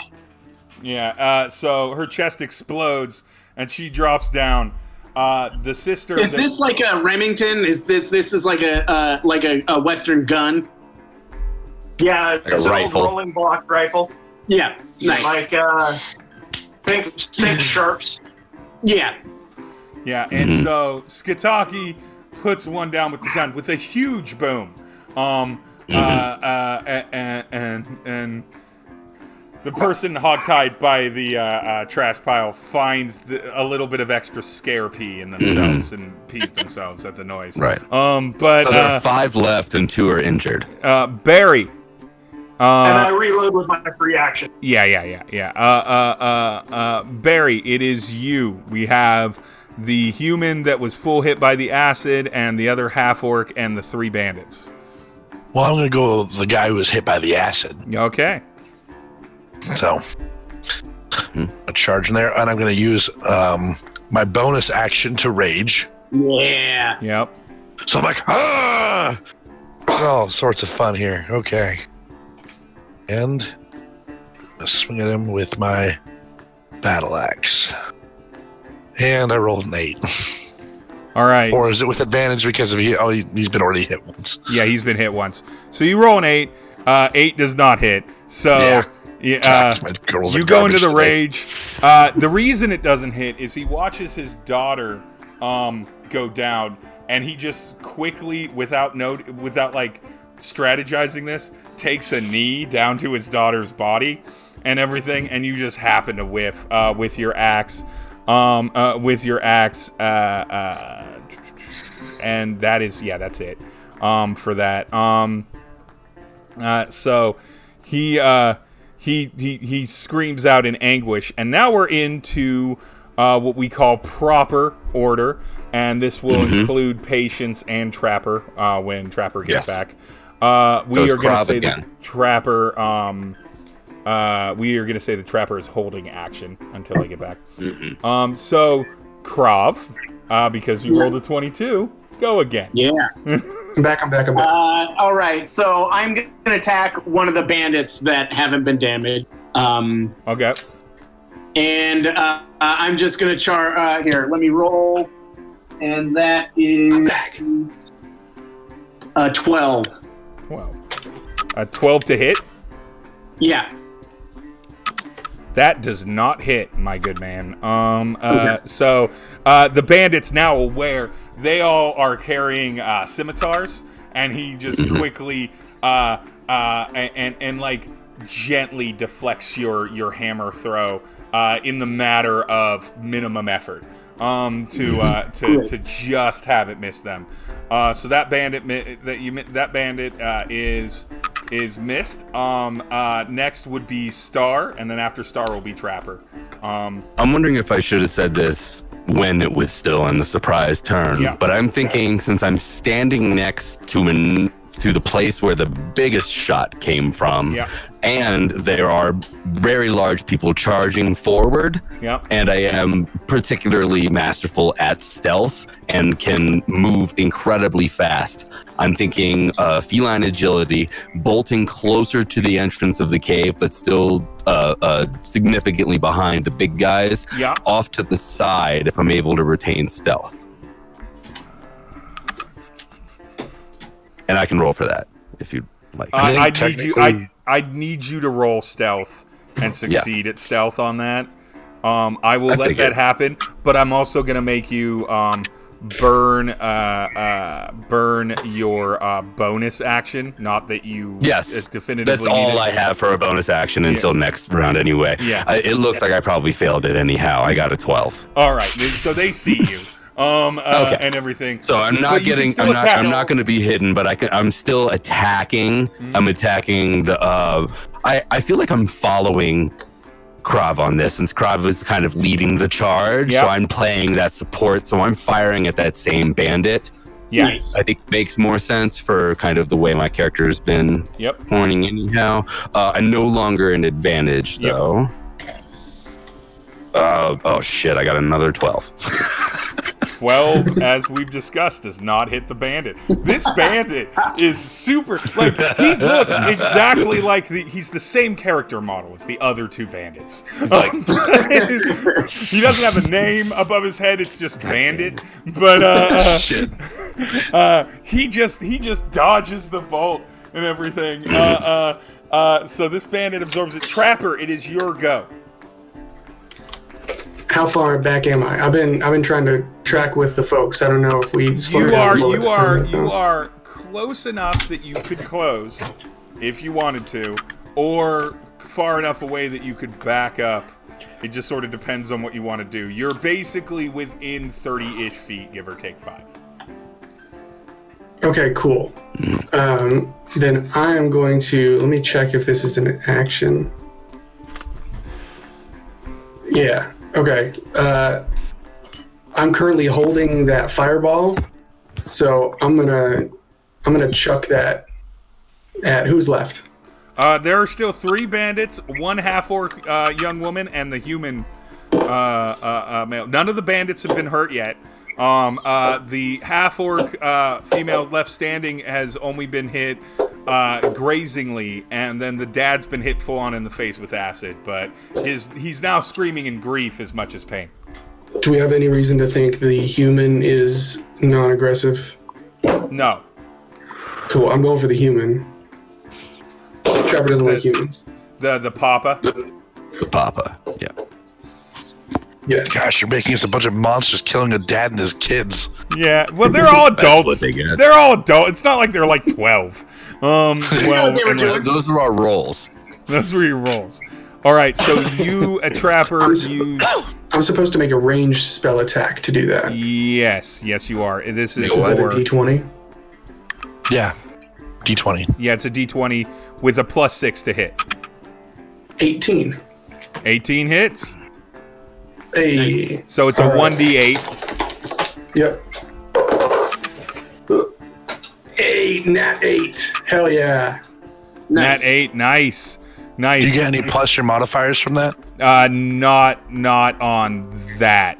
It's a cantrip, so it's a low damage thing. Yeah, it's an at-will druid thing. Yeah, it's so that's why. I mean, my grandpa told me I do that shit, y'all. That ain't nothing. So his face is burning. He's grieving over his daughter. The flames lick up the spine of his back, full of fire. burn away. His hair catches on fire and everything, and further burns down the back of his neck and shoulders. He is not looking happy, and he's beginning to panic. Beginning. Yeah, well, I mean, not beginning to panic. He's definitely panicking. Hard panic now. He's beginning to... on his last leg. He's standing to join up. daughter. All right, so that was... Sorry, I chucked that, and I moved a little bit further forward. Oh, further forward, just to close a little bit more distance? Yeah. Yeah. Okay. Am I allowed to do an additional at-will action? Only if it's listed as a bonus action, which you don't seem to Okay. have. So, Nope. no. So that was the 3 highest action in the party. Hey, the bandits get to go. So the bandit that's Krob and Krob, Starshot, but Star's in the distance. Krob's right there. Bandit swings at Krob with their scimitar, which looks hilarious because they are just a normal-sized human. How bold. I'm gonna guess that a 12 does not hit Krob. No, my AC is 18. 18, awesome. The other 2 bandits see that the Dragonborn is engaging one of like the crew, if you will, rather than the named characters. So they also all close on Krob. Makes sense. And Is the cart in the cave? Ooh, the cart is in the back of the cave. You Okay. can anyone that's looking in the cave at this point can see kind of the outline of where the cart is, or they can see the cart fully. We're all right at the mouth, basically. Yeah, mouth. Yeah, it's fine. Scattered about it, basically. So the second bandit misses, but the third bandit crits. Oh shit! So that is going to be. Oh shit! That's going to be. How many hit points do you have? 12. 12. Okay, you're not down. That's going to be 9 hit points. So this bandit. Well, he critted. So so that's a solid. That's 9. the one I'm aiming for next turn. That's a solid 9. The bandit just ducks under and then just finds a gap in Crab's hide and just puts that scimitar in there, and then it's like, "Fuck you," because he's very intimidating, right? He's at like 5'10", a solid like 150 pounds lighter than Crab, just like and everything. So that's the bandits. That's the 3 bandits. Next on the task order list, or on the initiative order list, would be patience. Me? Yeah, you. Oh. So I wonder, can I cast thaumaturgy Yeah. and say something in order to intimidate some of them to run away? Yes. Is that possible? Sure. Sorry, wild thing to say. I'm sorry. Would you prefer if I just continue to murder them with everyone else? No. That's 100% possible. I Sounds love great. that. I love it. I will on even character. let you, as long as, because thaumaturgy is a cantrip. It is. Yeah. So yeah, you can do that. Yeah, absolutely do it. Yeah. All right. So thaumaturgy, I'm choosing the one that makes your voice boom up to 3 Yeah. times louder. Of course. For a minute. And I guess I'm gonna roll for the intimidation to see what I say, because the better I roll, the better I think the thing I'll say will be. No, it's purely going to be based on your improv skills. So if I do not find it terrifying, you fail. No, I'm kidding. Oh no. Roll. Okay. I got a 10, so that's not great. Oh, So What's your modifier? it's or plus is it- 4. so you rolled a nat 6, is what you're saying? Yeah. A nat. Oh, okay, Yeah. okay. Sorry. A Natalie I know 6. how to add my modifier. I Thank you know. very I'm much. sorry. That was me. That was the me thing. All right. So I think so. She's like trying to be intimidating, but she's also kind of like terrified by the amount of bloodshed she's literally never ever seen before. So I think she just kind of goes like, "Be gone!" Blah. And then it's nothing. It's nothing. It's just very loud. She goes, "Be gone!" and like claps her hands. All right. All right. So It's that. nothing. What else would you like to do? I'm allowed to do other things. So that's a standard action, but I will let you Okay. do either like a minor thing. I'll also let you prepare. I will let you. You don't have any. I will let you No, I think. prepare an action to get advantage on it next time, or inflict disadvantage. I will just prepare shocking grass. But here's the deal. I no. told you this when we started this. You are a wild magic sorcerer, and I told you that I was going to amp it up and make cantrips count as wild magic. So I that need D20. you. No, it's not a D20. Yeah, it's a D20. No. So don't roll a 1. Is really, and then if you do roll 1, let me know. Okay. I rolled a 3, You rolled a 3. Okay. Gotta open up my which is not a 1.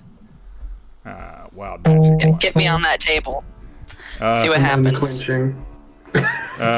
Wild magic sorcery is my absolute favorite magic caster group. So, all right. So back in the mix, patience goes, and now, after much trial and tribulation, the half-orc sister that's not dead spread open on the ground, and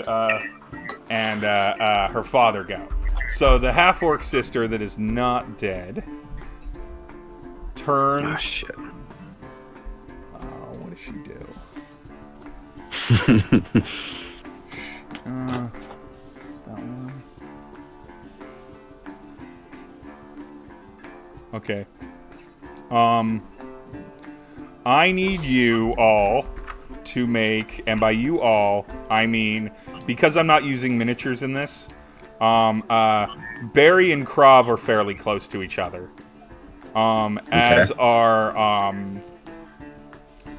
Star and Star. You moved a little bit. I moved. I'm up, sort of to the.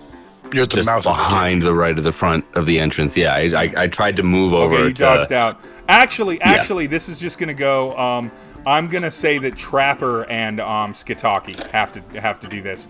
I need Trapper and Skitaki. This is aimed at Skitaki, but it includes Trapper. And I need you to both roll a dexterity saving throw.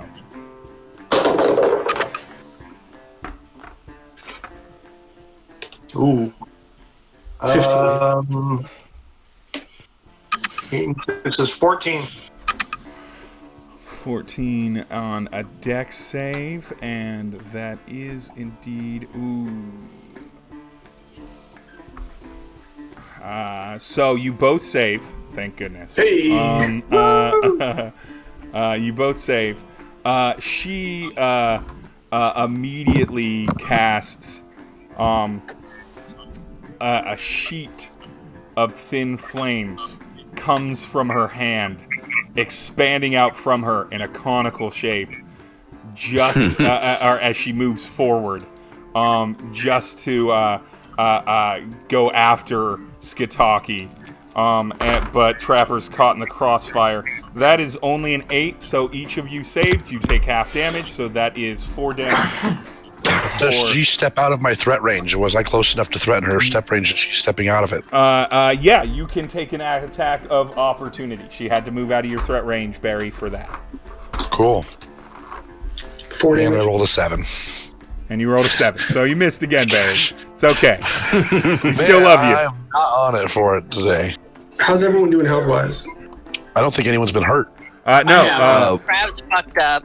Yeah, Trapper and Skitaki just took 4 damage. Oh, okay. Crab has taken a total of 9. Are you down at like 3? Oh, that's right, 9. I've got 3 hit points left. Yeah. Okay, so she That's goes. And then Dan, was that Papa. Yeah. Okay. Yeah, Papa Your comes in. thumbnail's frozen. I wasn't sure. Papa comes in, and he turns to Barry, who's busy trying to hit his other daughter, and swings at Barry. Come on, bring it. What's your AC, Barry? 19. Yeah, he does not hit. Nice. He rolled a good roll. He rolled a solid 17, but I if I remembered correctly, your AC is ridic big. So he does not hit you.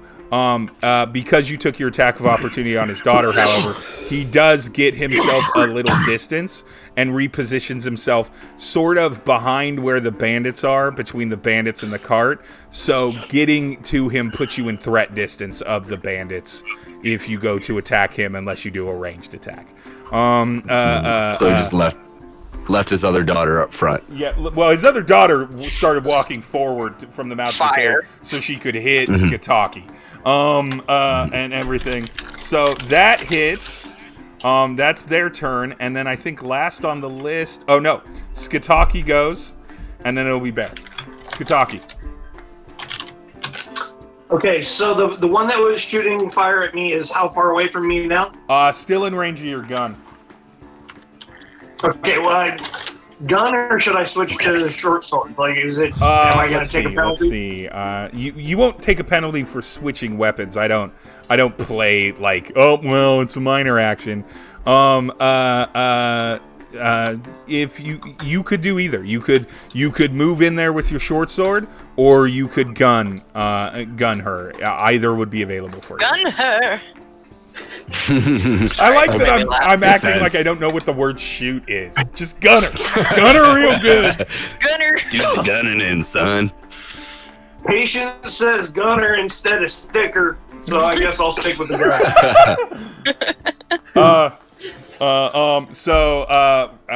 Roll the gun. Gunning activated. Greg, what's your gun modifier? Now Natural gunning. one. Nat one? Yes.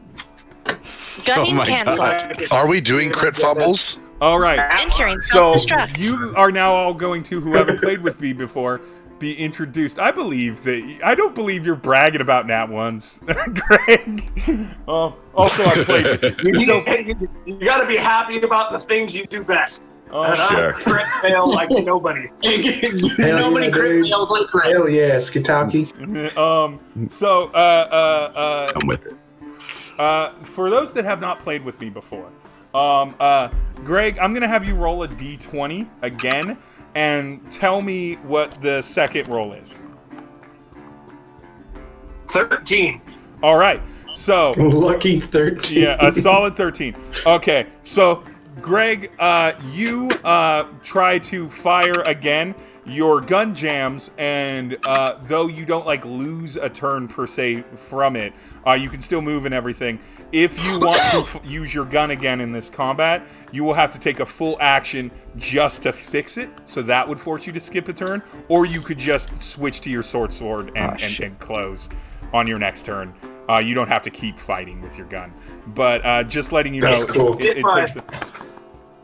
It jams. If I may, I have what's called a squib load, which is where the powder barely burns and the bullet is lodged halfway through my barrel. So I have to break out my rod and clear it before I can use it again. Yep. Yeah. And so That's cool. So make your call, but you can do that. It's jammed. It'll take an extra turn, so it's pretty much just sword or short sword, or maybe the battle will wrap up. So that's what happens. The way I do crit fumbles is I have them. The crit fumble is a failure, of course. And then I have the dice rolled again. If it is a 1, again, something really bad happens. Anything between 2 and 10, something pretty bad happens. 10 and 15, or 11 to 15, something just minorly annoying happens. Usually just embarrassing. And then anything 15 or above, and it's just or 16 and above is just a failure. And I like that because it randomizes how bad a crit fumble could be, and also gives me justification to brutally punish 2 crit fumbles in a row. Because it's real bad if you crit fumble twice. I mean, I like it now.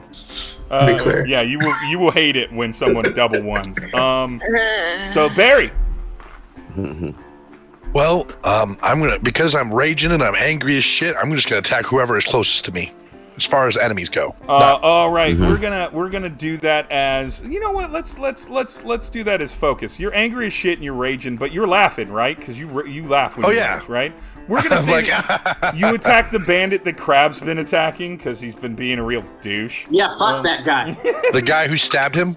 The guy who stabbed him, yeah.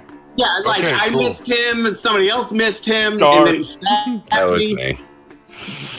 me. And I rolled a nat 20, critical hit. Yeah, roll an extra Nice. damage die. Only add your modifier once, but roll an extra damage die. Okay. Love it. But I also have to double my rage modifier. Yeah. Your so- rage modifier goes up.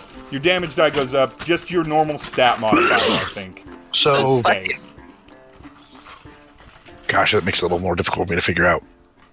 Math.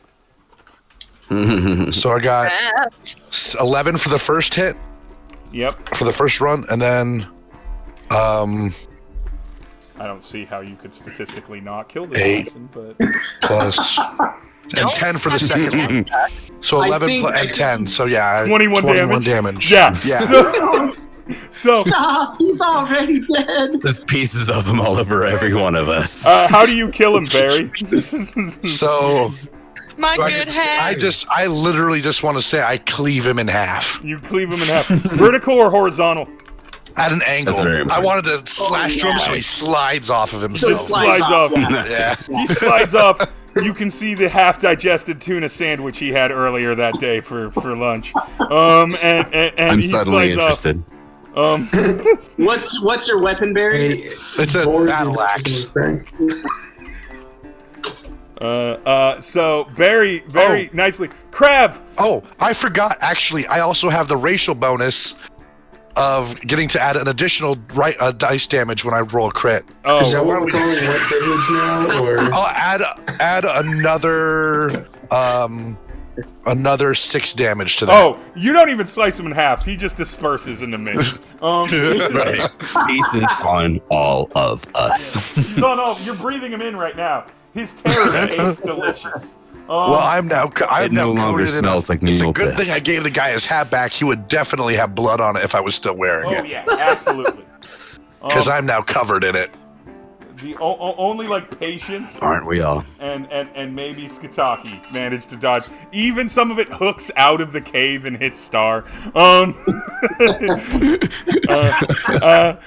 So Krob, we're back to the top of the order. Krob, you just saw Barry do that. I didn't go yet.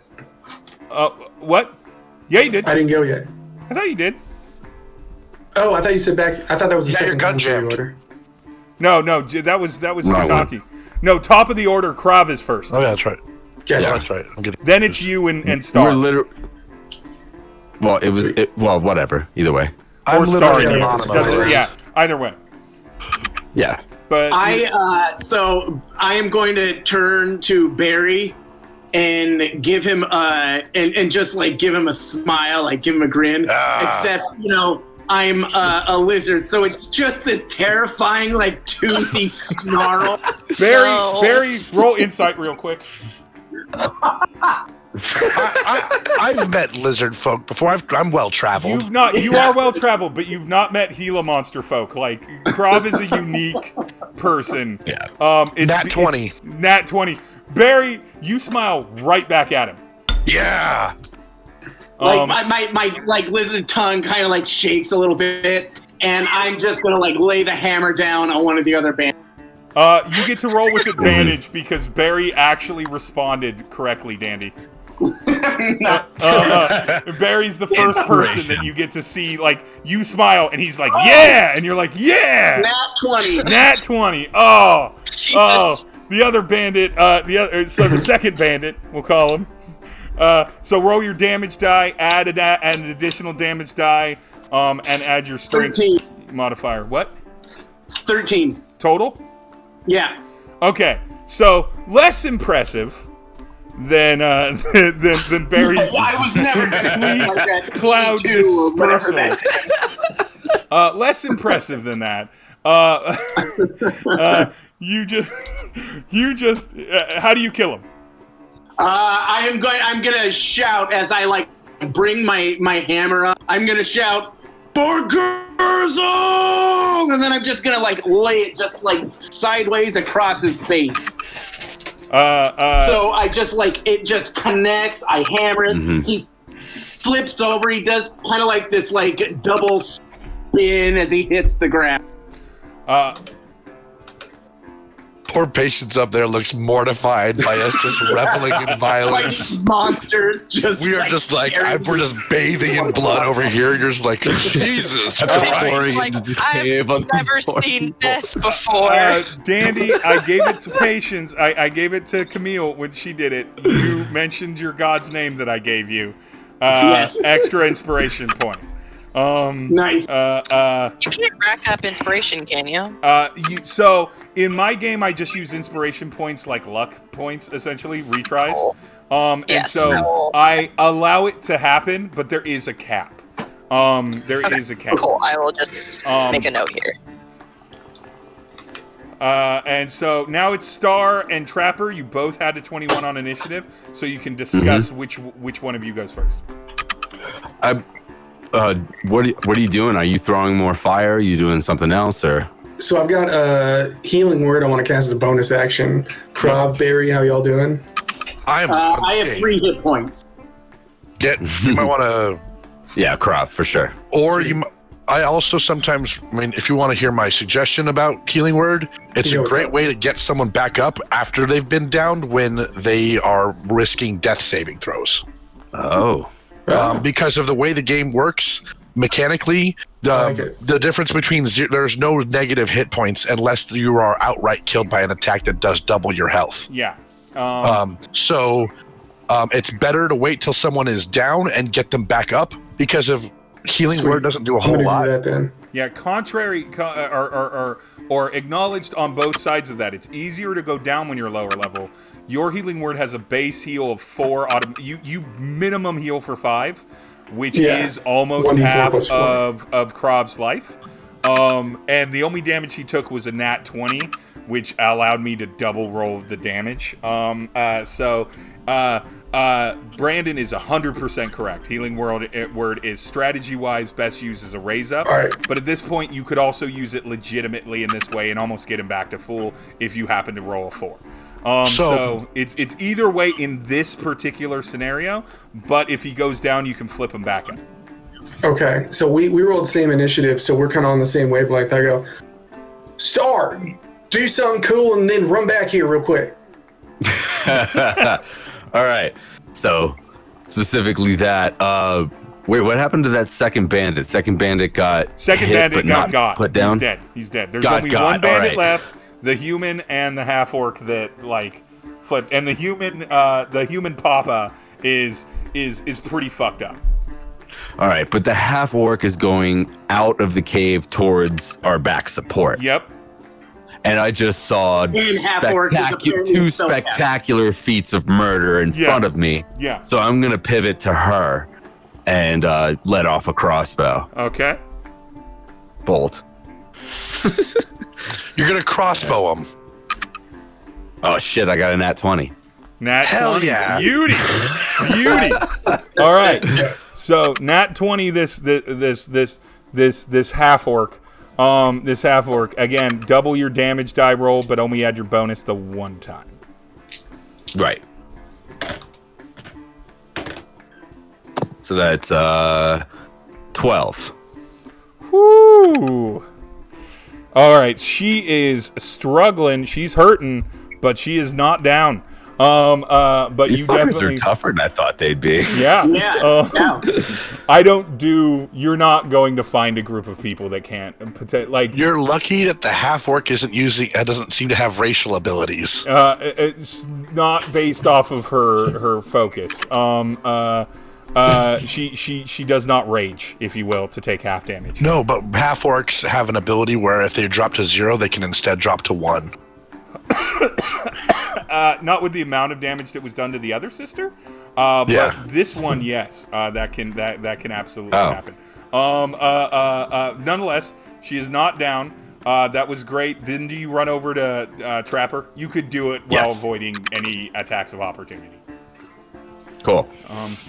All right, Trapper.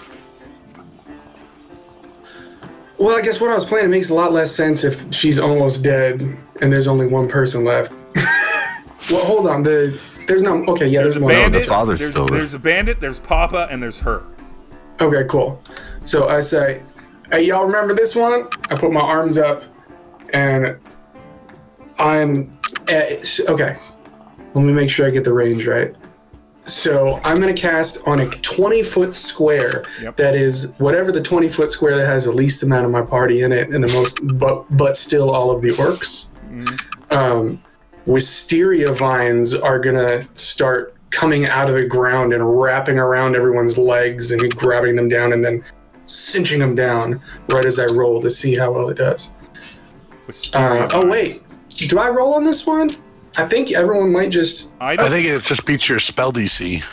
Yeah, so everyone has to roll... everyone has to roll a strength check against Entangle is what you're casting, right?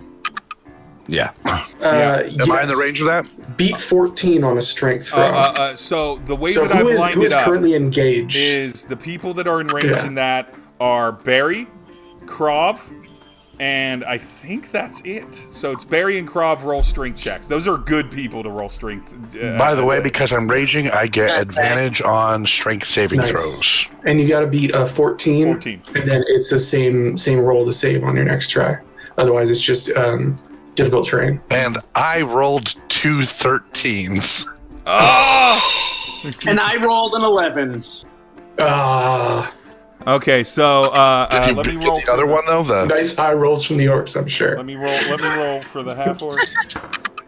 Half orc fails. okay, at least the half orc failed. Human succeeds. Papa succeeded. Bandit fails. So only Papa got out of that.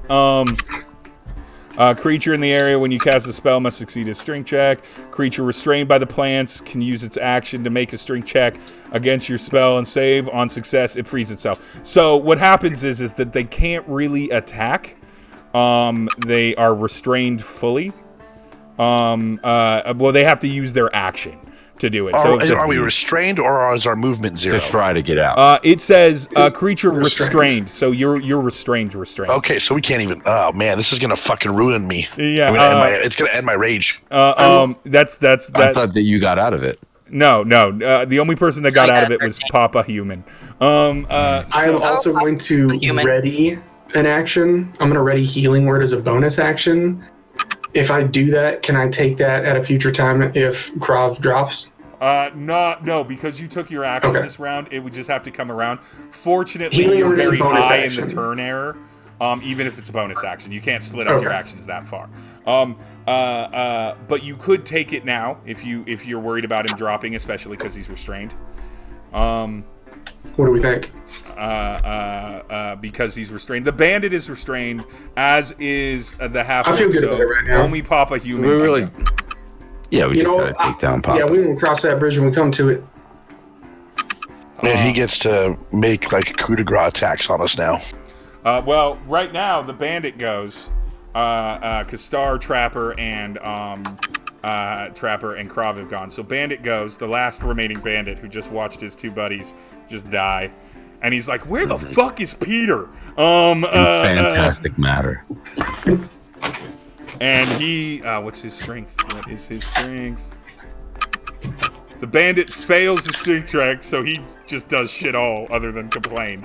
And then we go on to, after the bandit, we get patience for another round. So patience.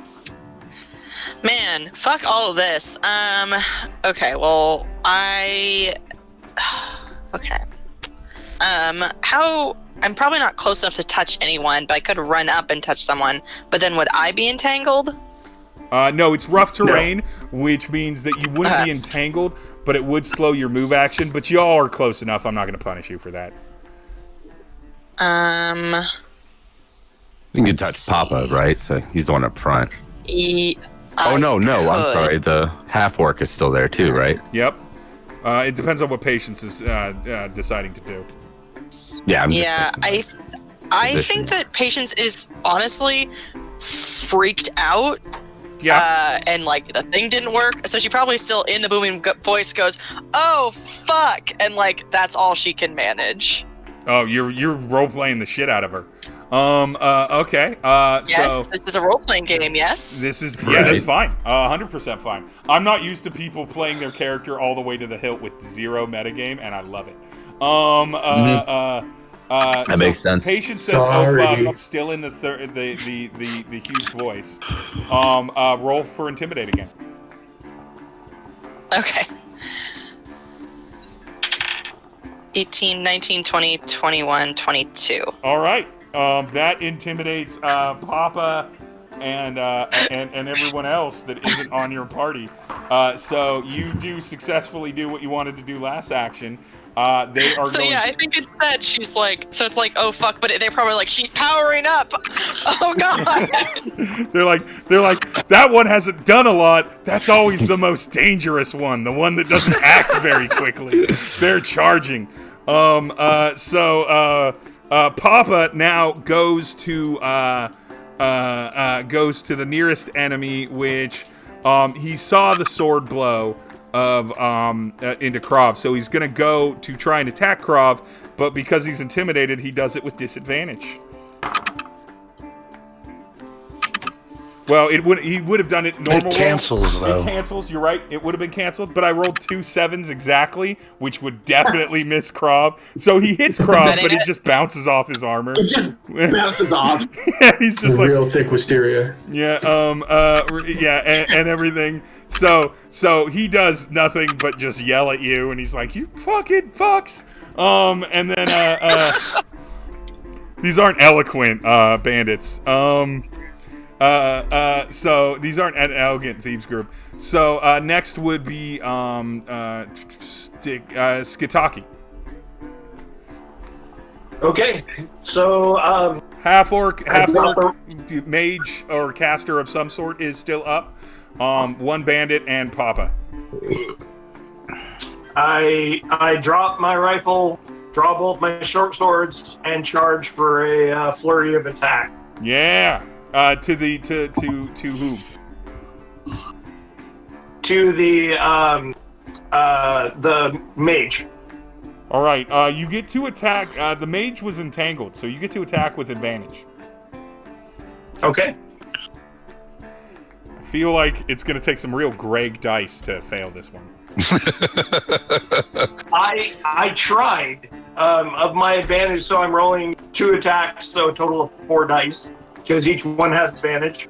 And 2 of the dice, one is a 4 and one is a 1. So I tried hard to fuck this up.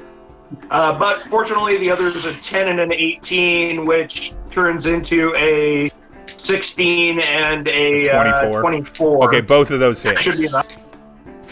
Okay. I don't. So, what's your base weapon? D6 plus 4. Are you dual wielding? Yeah. Yeah. Okay. The dropping of the gun allows him to comfortably dual wield that turn. It does put the gun under threat of being taken, but not in this battle's case. Your base damage couldn't not finish this person. So, how do you kill her? She's all tangled up. So She singed you. tangled up, easy prey. I pick 2 vital areas and do my best to shove a short sword in each. So one goes into the throat above the sternum, and the other goes in and looks for some guts on the bottom. So your natural habit of loving barbecue means that you spit her a little bit, and Delicious. you spit her a little bit. Poor Camille over there. Camille, It's patience. It's patience. Okay. Camille's less bothered. Camille's fine with Camille's this level fine. of death. Okay, I love it. Camille cares not. So you end her, so she is dead. Ah, damn it! Did we freeze again? And now we go into is it Barry? I think it's Barry. Yeah, it's probably Barry. me. Yeah. Barry, you gotta get out them vines. Barry, where's Barry? Barry, break. And I still failed to get out. Barry, No, Stuck Barry. with advantage. stuck I in rolled the a 10 and vines. an 11. 10 and 11. Wait, what's your 10. strength bonus? It's +6 with my pro saving throw. Oh, that's with your bonus. Yeah. Oh my goodness, Oof. Barry. I'm rolling garbage tonight. I've rolled 1 good roll. Yeah. So Barry, it was a great roll though. You mystified someone quite literally. So Barry struggles, can't get out of those vines. And then it rolls back, I think, to the top. Yeah, top of the order. Krav, you got to get out of those vines. I rolled How many people do we 14. have in initiative? Currently alive? What? Oh, How many wait. people do we have Hold in on. initiative currently alive? 8 total. Okay. 2 enemies. That's it. 2 enemies. Entangle, just for future reference, Entangle lasts up to a minute as long as I'm concentrating. So that would be That only 10 rounds. 5 seconds. Yeah, 6 seconds a round, 10 rounds a minute. 10 full rounds of combat. there it is. Yep. However, if you take damage, you'll have to roll concentration saving throw to do Nice. that. All right, you rolled a 14 for that. That gets out of Trapper's Vine, so you're out. That was your main action. I don't know if you have bonus actions. I don't think I have a bonus action. Let me check my lay on hands, but I think that's a regular action. I think it is too. And as an action. So, yeah, no, I don't have any bonus actions. You can move. You can threaten. Other than that, Can he help me so I get advantage on the next turn because technically my rage just ended? yeah, I'll let him. I'll let him I'm- bonus help you if he Oh, wants sure. Yeah. Okay. Yeah. to get you out of that. Sure. I'll All do right. that. You did me a solid. I got your back. Starring Thank you, buddy. Trapper, that is you both. You get to discuss who goes first. I'm definitely aiming. Like, I pivoted from the one I was aiming at that's now dead to the one that feels like the next biggest threat, which is the Papa, I guess. Yeah, Papa's Papa. free. He's the only one left. Well, there's No, one there's bandit, but he's tangled up. He's restrained too. Yeah. Okay. Go ahead and take your action first, because when I'm gonna throw my chakram, and that's gonna end entangle. So, no, I don't have. Do I have advantage, or is he up on his feet already He is completely? Because he swung intimidated. last turn, so he's already. No, he's fine. So you don't have advantage on him. Okay. Like he would have disadvantage on his attacks, but he doesn't have disadvantage. You don't have advantage on him. I got a. No, that's fine. So I got a 13. You going for Bandit or Papa? Papa. 13 Okay, cool. hits Papa. All right, that'll work then. Yeah, that is his AC, so you matched it. And I got a 5. 5 damage. So I hit him, but not exactly spectacularly. Well, fortunately, he'd already taken 17. How does he die? I'd say I spin around. As soon as I'm spinning around, he's getting up, running to try to take an action, and put one through his neck. One through the neck. So he goes One down, through the distracted, trying to hit Krav, failing. You put one through the neck as he gets up, right, and everything. Exactly. And he goes all the way down. Trapper, there is one bandit fully entangled left in your vines. Yeah. So I'm out here, casted my kind of entangle grab. I'm gonna release the spell and just chuck my chakram right at his throat.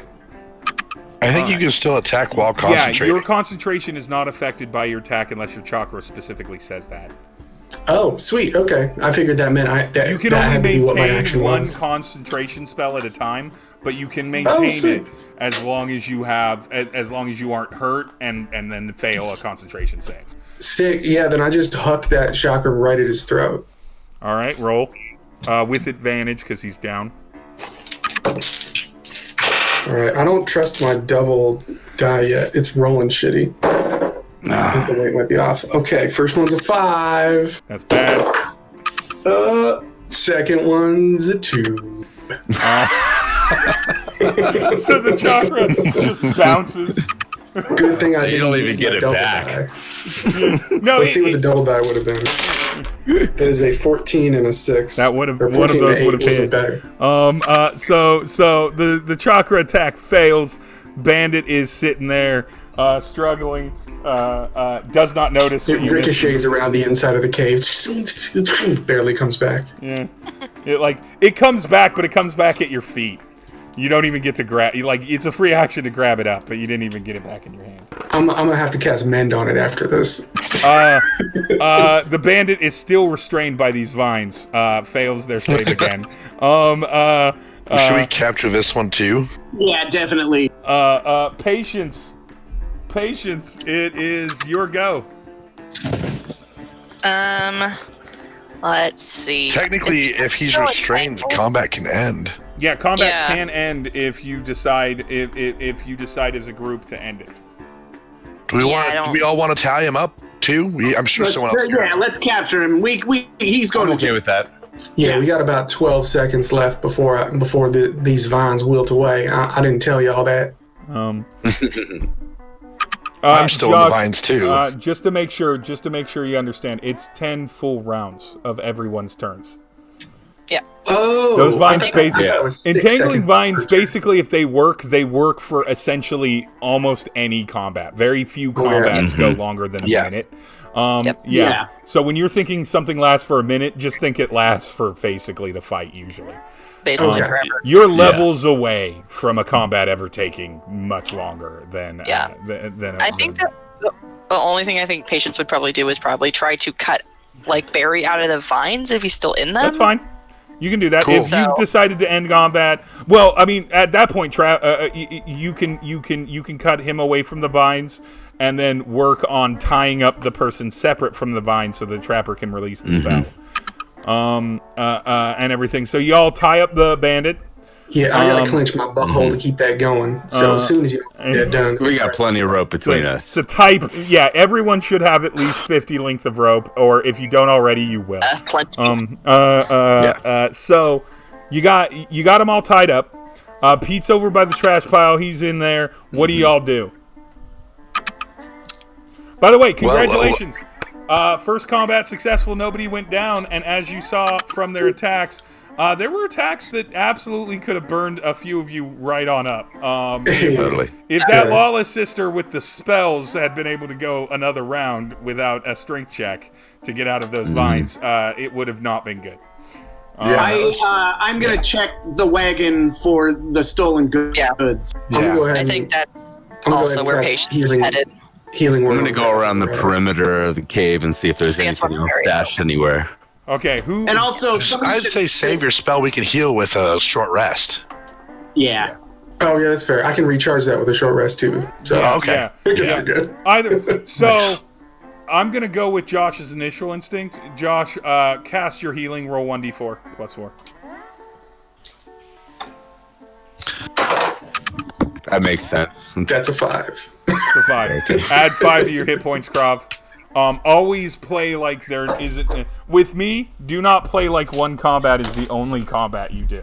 We're obviously not going to have time for another one tonight, but before another short rest, potentially. So, who goes to check out the cart? So hold on, I Crap. remain down 4 if there's extra healing to go around. Just throwing that out there.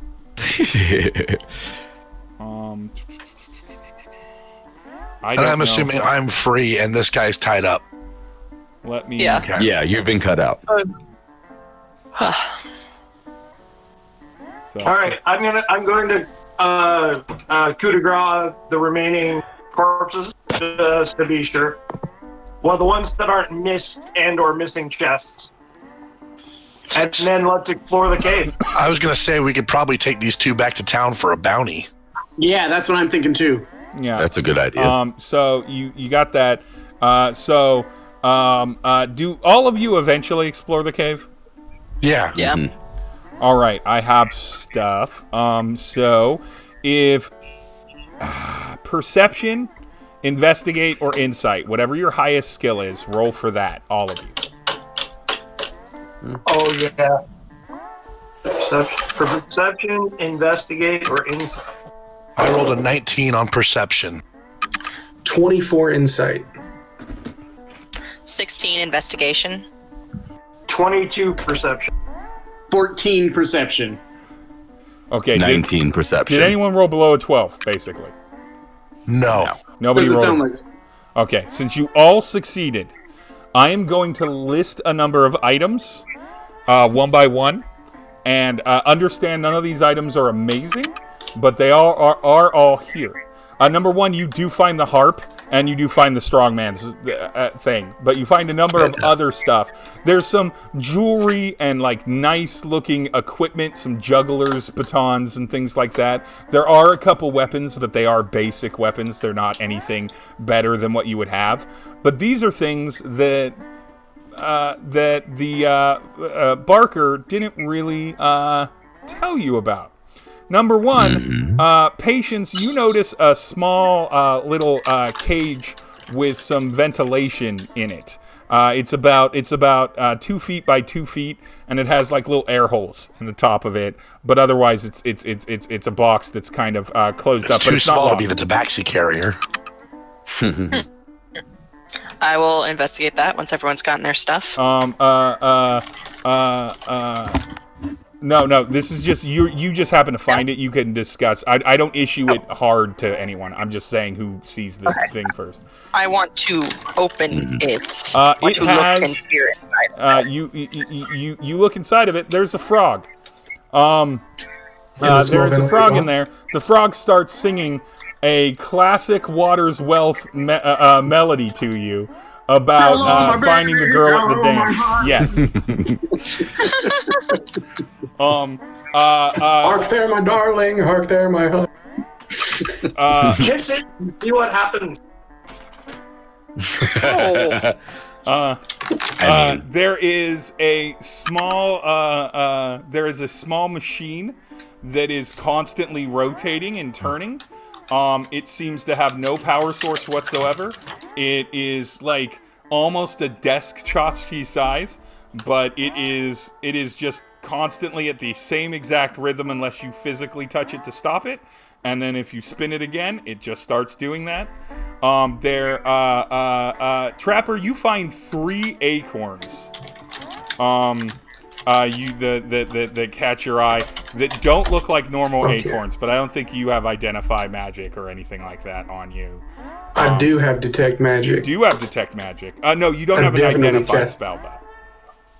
I don't have an identify spell. I think you can tell what type of magic it is, but like you don't know what it is. You can tell that it's magic. I will let you know that it is magic, but you don't know what it is. How does it differ from my acorn expectation? It is bright green and blue. So the cap is blue, the other acorn is bright green, like unnatural green. Damn. These shit look like cobalt blue. Barry, you find a cigar box with a bunch of little finger and jawbones in it. I do slip the juggling pins into my rope. Skitaki, or no, Star, when you pull away a part of the canvas, a pair of boots just get up and start walking away. They have places to be. We can be partners. I know exactly what we'll be called.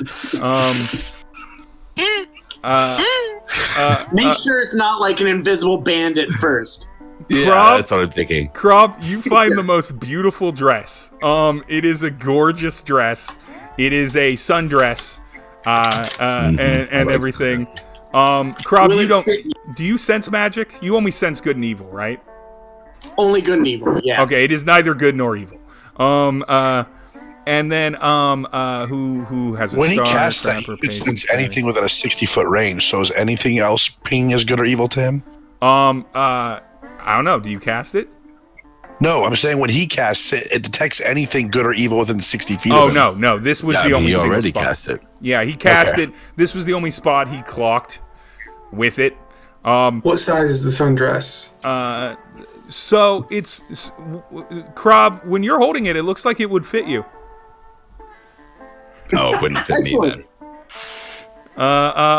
And then That's a big dress. So I could probably use it And as an like a shirt. impressive feat of seamstering. Like, there's a lot of elements in his body that I mean, but dresses tend to themselves naturally towards dragonborn with their tails and all. And Skitaki, big money, no whammy, big money, no whammy. when you open up this cart, this like satchel in it, a bunch of rope slithers out and then begins to twist almost immediately into the shape of a 2-dimensional outline of a dog, and it starts hopping up and looking like it's mimicking the mouth of barking. So through various knots and curves, it's like a 2-dimensional rope dog. God damn it. I give the rope dog lots of love. I love you, rope dog. So other than that, there's a handful of other. Oh, and there's Trapper. You also sense with your detect magic that one of the pieces of jewelry, a ring,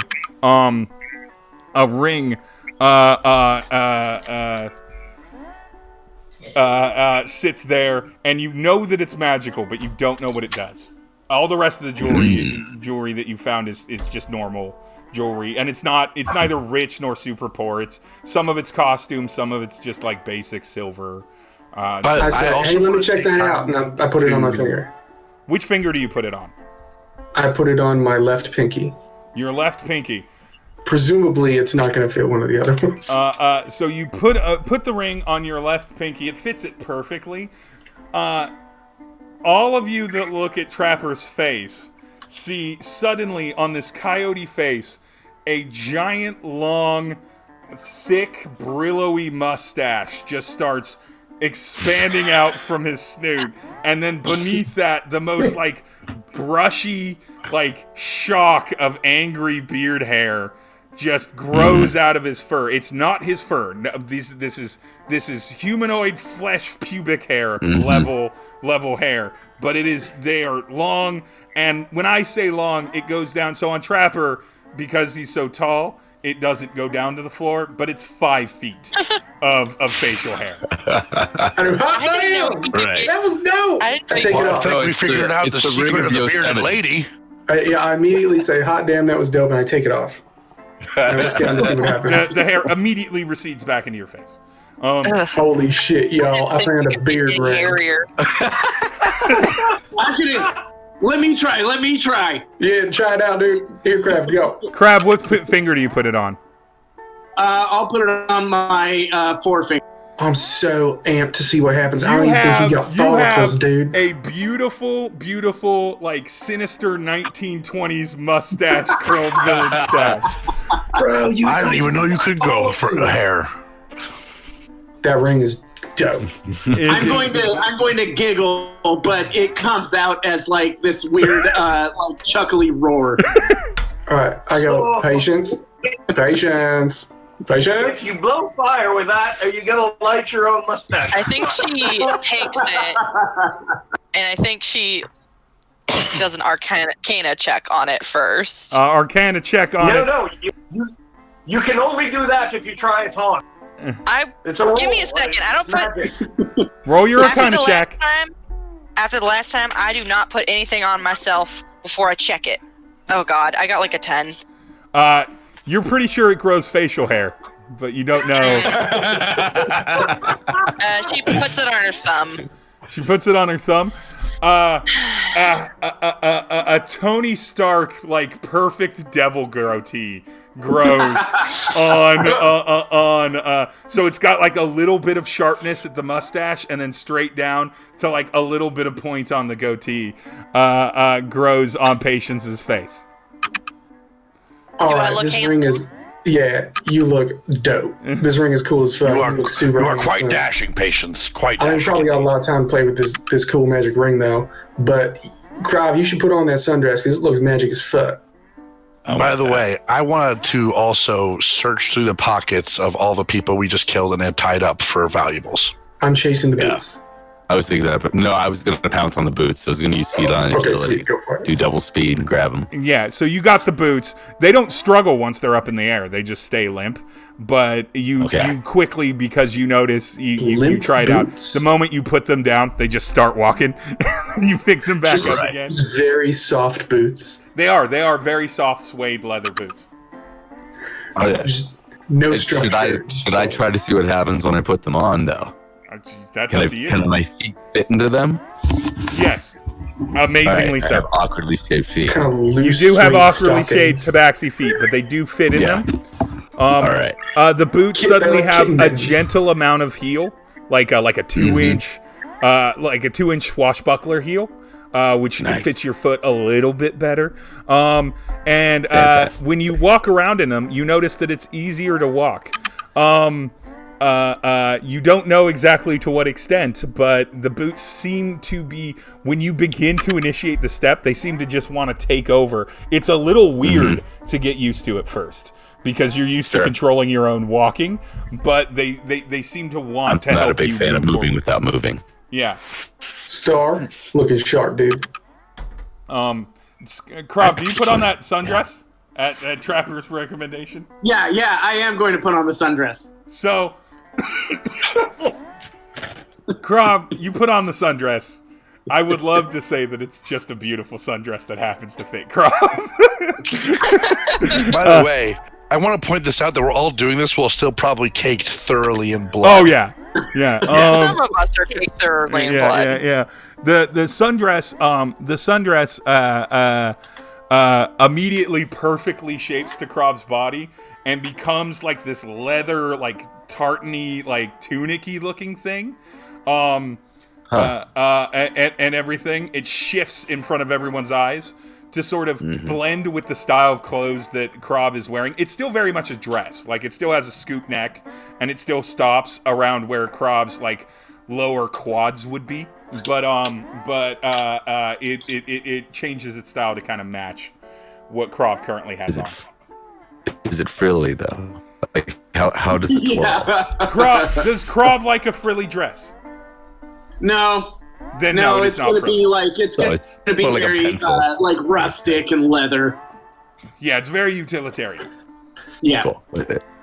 So that is Krav. Do you want to take a look at any of? So there's the Sinking Frog, the Perpetual Motion, the Mighty Acorns. I want the perpetual motion thing. Do a history check on it. I will. I was hoping you would ask. 17, 18, 19, 20, 21, 22. Okay. At 22, with all of your studies, you know this had to come from the culture that you found around your digs. None of the stuff in your digs moved like this. It wasn't functional, but you recognize some of the like smaller shapes as being scaled down models of some of the larger metal apparati from your digs of a culture that is older than you can clock. It's not the people that were here before this was Odai. It's the people that were here before them. Like the floating orb that will follow me around. Yep. Like that thing. Yep. All right. I think she's just like looks really excited about it. She's like, I don't need any money. I will keep this. Can I roll anything to see if I recognize it from my background as a guild artisan in tinkers, tools, and engineering? Yes, you can. Would that be investigation, nature? Investigation or history, whichever is higher for you. Investigation. 19. You don't know its name. You don't know anything about it. You know that you don't know how to make it, but you know that they've existed. And you know that some people have tried to make it in a modern era, but no one has been success. You've never seen one this small, but you've never seen them bigger than, say, a large pig. But like a functional perpetual motion machine is a thing I've seen before. Yeah, it's a thing that you haven't seen it. You've read about it. You've seen people try to make them and fail. You've seen casters pretend to make them and just use magic to make them move. But I'm able to tell that this is genuine. This is a genuine perpetual motion machine. Okay, cool. The bones in the cigar box. I mean, I look at them. I don't really know what to do with them. Do you? So it looks like Trapper can detect if things are magic. Yeah, I wanted to clarify. Was it only the ring, the sundress, presumably the boots? The boots are magic, but you don't know how they're magic. You don't really know how any of these things are magic. But do you check all the items in turn people seem to be interested in? Oh, yeah. Like everything within 20 feet glows. Oh, yeah. If it's magic. So everything is glowing. Everything that you've gotten, including the perpetual motion machine. However, it's not powered by magic. Trapper can tell that that's a different thing. There's a different thing. Except all the jewelry except for beard ring. Beard ring is also magic. It makes you grow beards. But all the other jewelry is not. No. There are no other magic items. The harp. Wait, hold on. The harp. Is everything we've seen magic? Everything or is you've... everything just the beard and there are no other magic items? Everything I have listed to you has been magic, as well as the harp. So but not the costume jewelry? Costume jewelry is not magic. No, just the one ring. That is Juggling pins are also magic? Juggling pins are not magic, sorry. Juggling pins, swords, the other stuff you found, those are all normal. The items I've named, or just the frog, that I specifically called out as each of you grabbed them, those are magic, and then the harp. The harp is magic. I would like to pluck a few strings on the harp. Everybody roll a Constitution, a Wisdom save, except for Trapper. Mm-hmm. Oh, the ones I'm real good at. Wisdom save. 11. A dirty one. Jesus. Give me a second. Yeah, saves. I'll roll. I got a 3. I got a 22. All right. Crab and then Skitaki don't feel anything. The other 3 of you, start digging into your coin purses and immediately hand Trapper a gold piece. You cut out. Immediately what? Immediately hand Trapper a gold piece. Okay. You don't even think about it. It's just instinct. You reach in. You don't say anything. You just hold it out to Trapper to give him a gold piece. Does he take them or does he just hold them out? Sorry, crosstalk. Brandon first. I said, do we just offer them or do we toss them at him? You offer them. Okay. Is he taking our money? Trapper? I stop and I look and I say, well, that's a handy enchantment right there. Now you understand why they were so intense about that fucking harp. It's a fucking money harp, dude. Gold Since he harp. stops, do we get our wits about us and take our money back? So if he doesn't take I'm gonna play Barry a couple songs on our way back. When we get there, Bill. Not Barry. Trapper, I assume you don't take their gold coins? No. So after about 20 to 30 seconds, because you can still talk and interact, you're just holding your coins out. You all kind of notice that your coins are in your hands, and you're like, what the fuck? And then with Trapper talking about it being such a handy greed spell, it quickly comes into.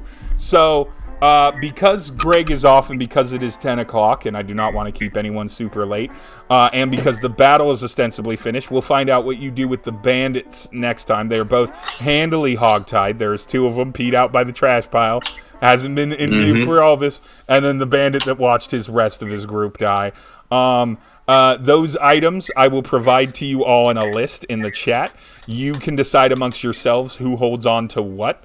I will delete the magic portion of what they do for the ones that you haven't figured out yet, and everything. But I will note that they can be identified, and Water's Wealth absolutely has people that can do that.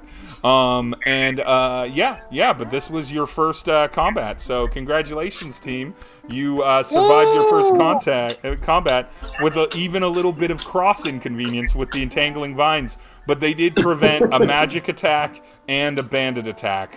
And That's true. And so, yeah, they slowed down the offense, but they also helped out with Stop the me for 2 rounds and end up my He was a rage. live prisoner. Yeah. In future combats, there will be an interface to do a share screen. I will probably do kind of control tokens, and I'm proud of you for not going into the Kenku fortress because that was definite. That Was that death? I'm not gonna kill an entire party in the second session of a campaign. I'm not that DM, but Right. you would have all been punished aggressively for making such a decision in permanent character ways that would have made this combat that you would have eventually had to go to much more dangerous and potentially more life-threatening for individuals. This wasn't set up to be a party kill, but honestly, if a couple of them had hit Krav, he would have gone down and had to roll death saving throws and had to be brought up. And it's not that you can, no character can die, though it's very unlikely that I will set up a combat where, unless you're all just screwing around. So I have these little handouts that I really like, which are basically lists of action economy. And they explicitly tell you what you can do with your action, your bonus action, and your reaction.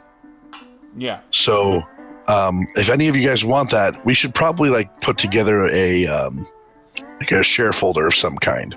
I'm with I'd be that. down with that. Because of it can be really useful to just have something to glance at to be like, what the fuck can I do with my actions if I don't want to take an attack or cast a spell? You know? Yeah, it's a There's nice a bunch quick of dance. shit you can do. And D&D Beyond's character sheets aren't always set up helpful, especially for casters, because their bonus actions can be in their spells or in their cantrips, so they don't list them properly, like they should in the bonus action sheet. But that was the first campaign. I will set us up a share so that y'all will have a nice share area to dump some things and get the rest of you your character histories and stuff, and then you'll get to come back to town successful on your first mission, and then deal with Bill and see what Bill see what you decide to do with Bill, because he didn't tell you about any of this cool shit, and he certainly didn't tell you why the harp was so important, and such. So there you go. And we're gonna have some fun. Let me do the closeout for the YouTube when it goes up on YouTube.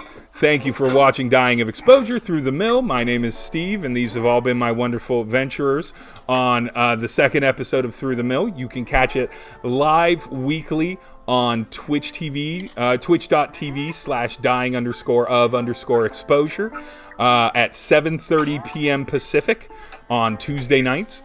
Or you can wait here on the YouTube and subscribe and get it updated usually Fridays, or the videos should come up Fridays. To follow up, you can watch the back episodes on either Twitch or YouTube. And make sure to follow us on social media at Dying of Exposure on Twitch and Facebook. And one day, Instagram, when they fix my account. Thank you very much. And thank you, players, for joining us. Now I'm going to end the stream. Thanks, Game Mommy. Yay. Thanks, Game Mom.